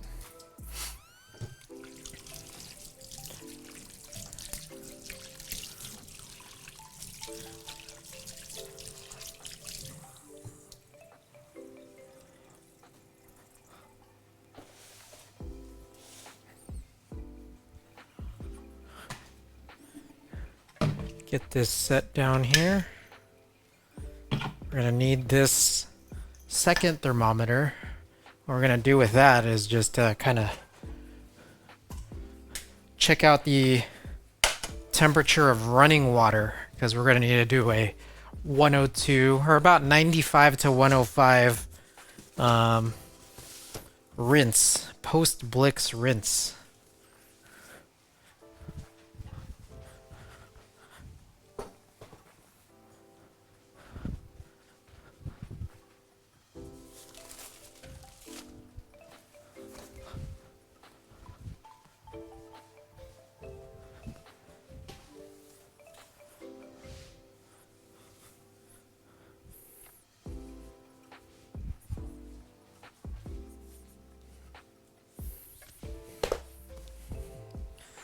Alrighty.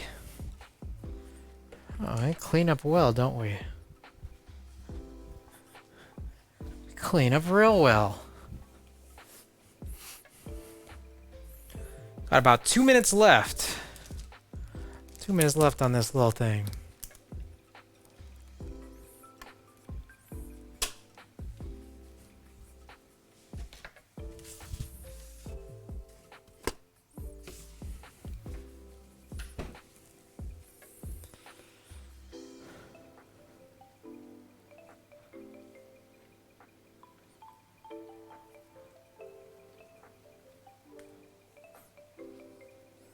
I'll flip it one more time here.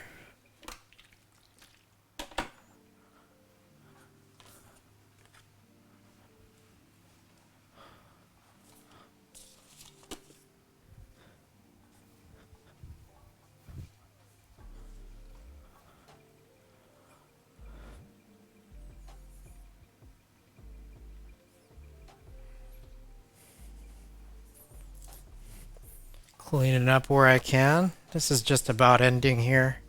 Got about 40 seconds left. What do I do with that key puller?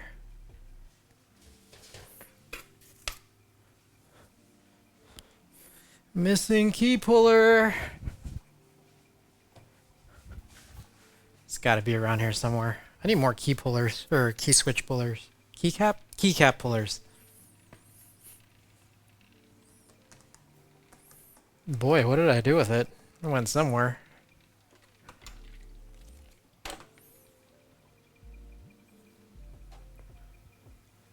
Alright, just about done. Gonna open this lid. Ah, I never checked the temp, did I? It's alright. I'm gonna clean this lid up. Last time we're using this lid, so that stays clean. Alright. We're gonna pour this back in to the Blix bottle. Can be reused.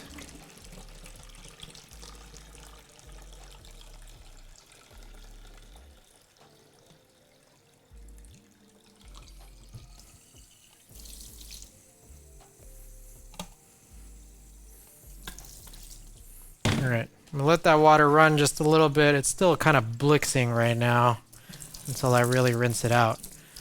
Meanwhile, what I'm gonna do here is just check this temp.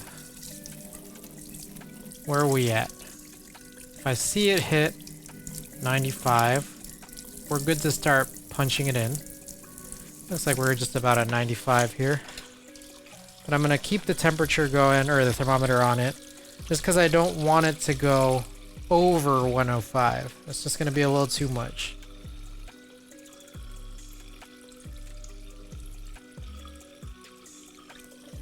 So we're gonna start this up here. Whoops. It's gonna go to 245. We've already done about 15 seconds of this. So we keep a running timer, but we also need to, you know, just kind of try to punch in about 7 flips or 7 rotations here. Now it's becoming way too hot. Of course.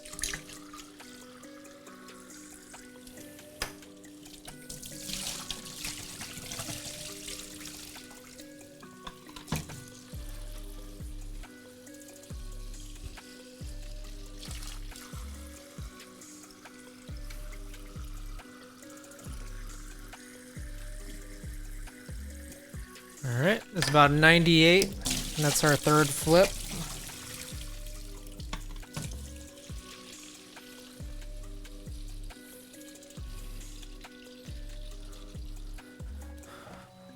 Let's wipe this up. Oh my gosh.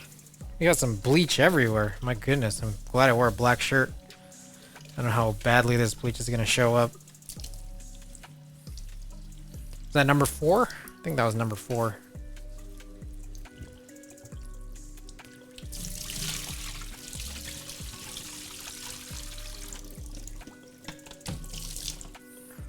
Let's turn it down a little bit.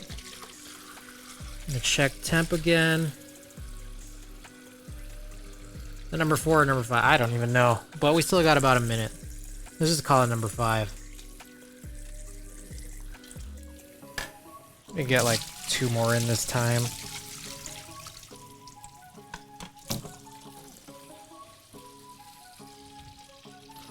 Can put this away.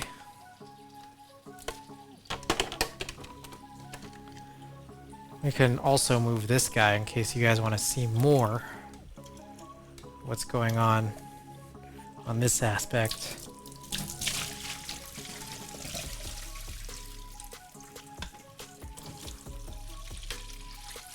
Should be like the last one-ish.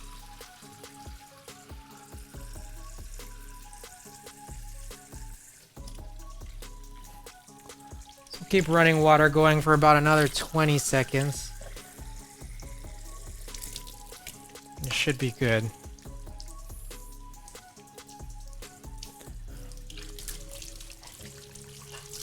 Clean this guy up.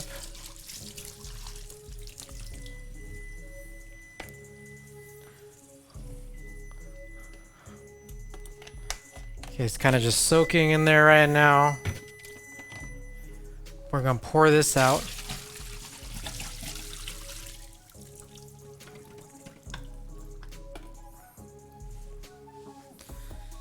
Alrighty. I'm gonna try to get a little bit more water out of here.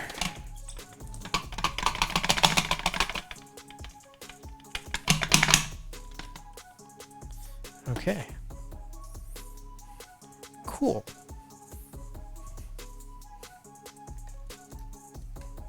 Just trying to get this a little bit more aligned here. Okay. Should be good now. And finally, the last one, room temperature stabilizer. Just gonna pour this in here.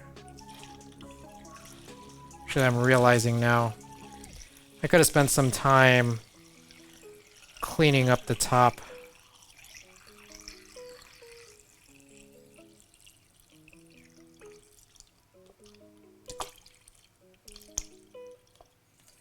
Okay. What we do is I'm going to set this timer here for 60 seconds. And we're going to agitate for the first 15. So we started at about 58 just as that timer ran. So we're going to go down to about 43. And this is the last guy here. Last thing to happen.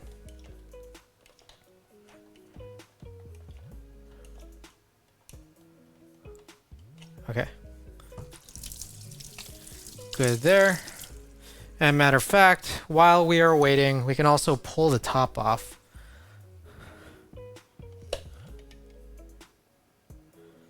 Because it should be safe now to see light. So I'm just going to clean this up while we're there.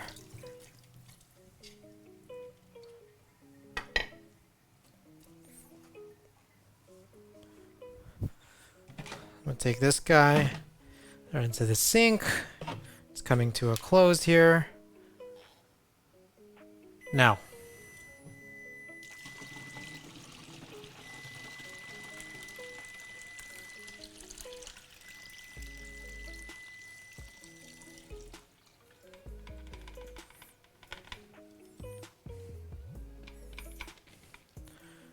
Alrighty. Alrighty. Guys. Here's what we're gonna do, guys. Pull this around here. Forgot to do this while we were cleaning up that little cable there.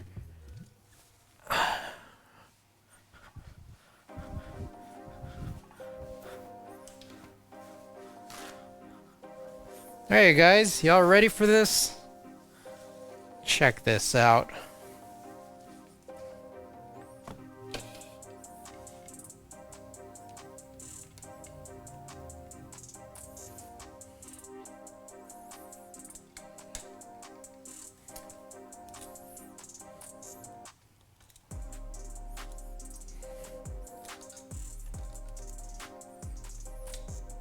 adjusting. Sorry for the motion sickness. Yeah, that's what I'll do.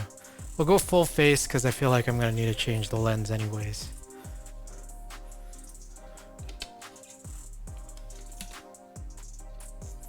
Get a little more out of there.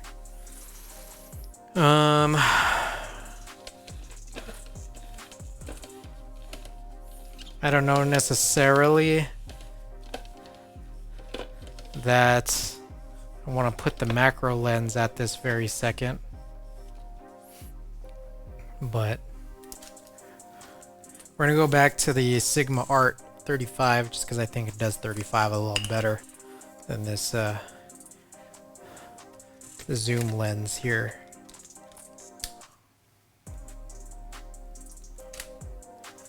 All right, there we are now.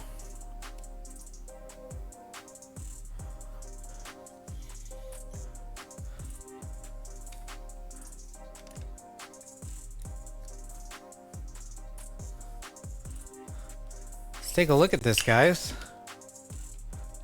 First look. Hang on. Grab what we need here. Let's get right here. Grab 3 per roll. 3 of these binder clips. We got something in the a rack in the bathroom, and we're gonna close this up. I'm gonna just take this guy right here, using this a little earlier, just to help catch these rolls. So, first look at Alex's film. I don't think Alex can make it here today, but it's chill. Oh, interesting. That didn't ratchet all the way.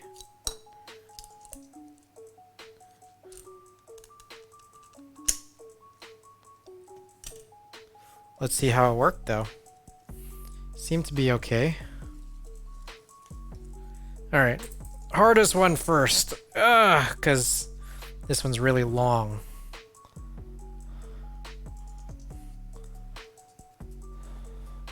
That's what I'll try to do. If y'all wanted to see the negatives and how they exposed. Looks like, I don't know if that's Hester there. Maybe Hester. But, kind of silhouetted. Yeah. Give me a second, guys. This is challenging. Always dealing with these 36s.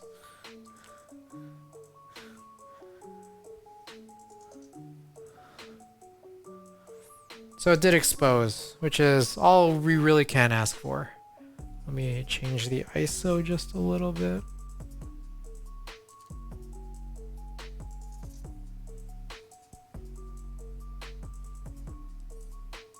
Trying not to let it touch here, so I'm trying to do too much. May have been their Mexico trip, not quite sure. Whew, we're getting caught. Okay, these long ones are hard to sort of do without having it stick or touch to that. So we're just gonna punch this into the in the rack now.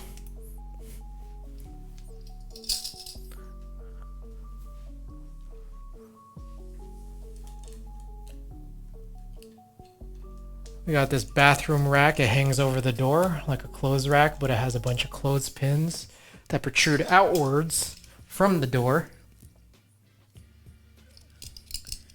And this way we can just hang it on here to keep it dry. Got 3 binder clips at the bottom to weigh it down as it's being held over. These color black and white. These are all color. These are all color. So. Here in this scenario, it's like I'm doing all the color with a specific type of chemistry. So, well, it comes out like kind of this brownish, orangish color. It is color once we find the inversion. Okay. Next one up, 24 rolls, a little easier, a little more manageable for me to pass it through underneath the camera. So, we're gonna get to a film scanning stream tomorrow, probably tomorrow evening. This looks like I mean, all the rest are my film, but let me take a look at what this might be of, just to see if I can recall here. We were in Chinatown. That's one thing I can tell so far. There's a point where we were in Chinatown. A lot of just hanging out around here, and also, yeah, around San Francisco, different parts. Cool. I don't know if y'all saw that, but... And I apologize for the lack of autofocus when I hold this over, but... that is what it is. Alright, need to grab another 3. Keep it all weighed down. We got another 24, and then we got that final 16.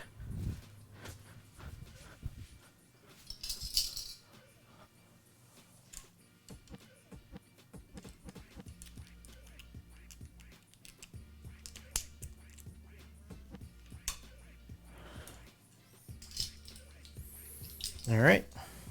Got it clipped up at the top. Now clipping it at the bottom for weight.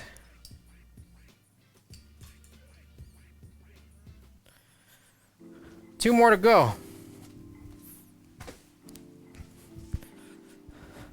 Let's check out the next 24 roll.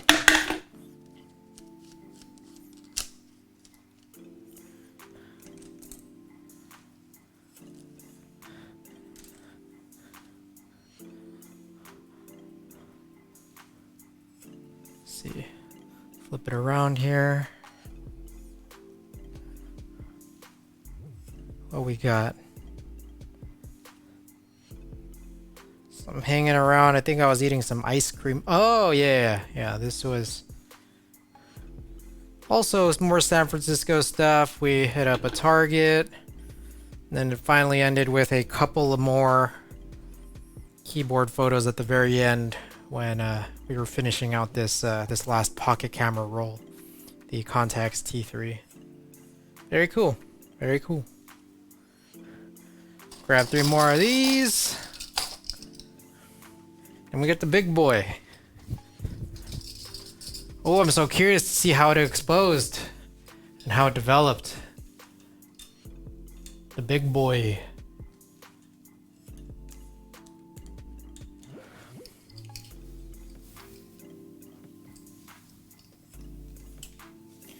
All right, clipping at the bottom. Keep it weighed down so it won't curl up. It can dry properly. Got the last one, guys. How did our keyboard photos expose on the 120 roll? I can kind of see it even without light, so that is very promising. Here we go, guys. Portrait 400 on 120. There it is, guys. Boom, boom, boom, boom, boom, boom, boom, boom. Yeah. So good. So good. Alrighty.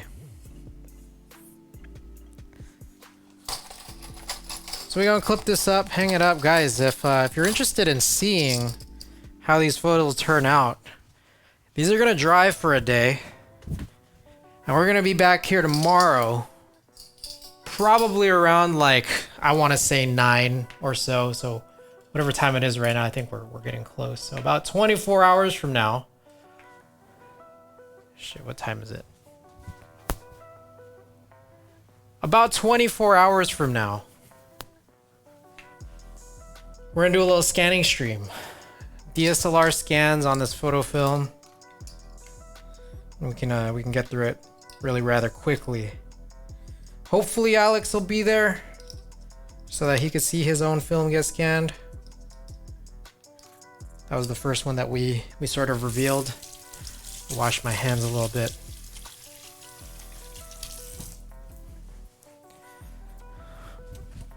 Yeah. We good. Looks like it turned out really nice. Let's see. I hope they did. I hope they will. Who followed me? 808 Cowbell, thank you for the follow. Appreciate it, appreciate it. All right. That just about does it for me, guys. Got a long stream here. It was about 3.5 hours.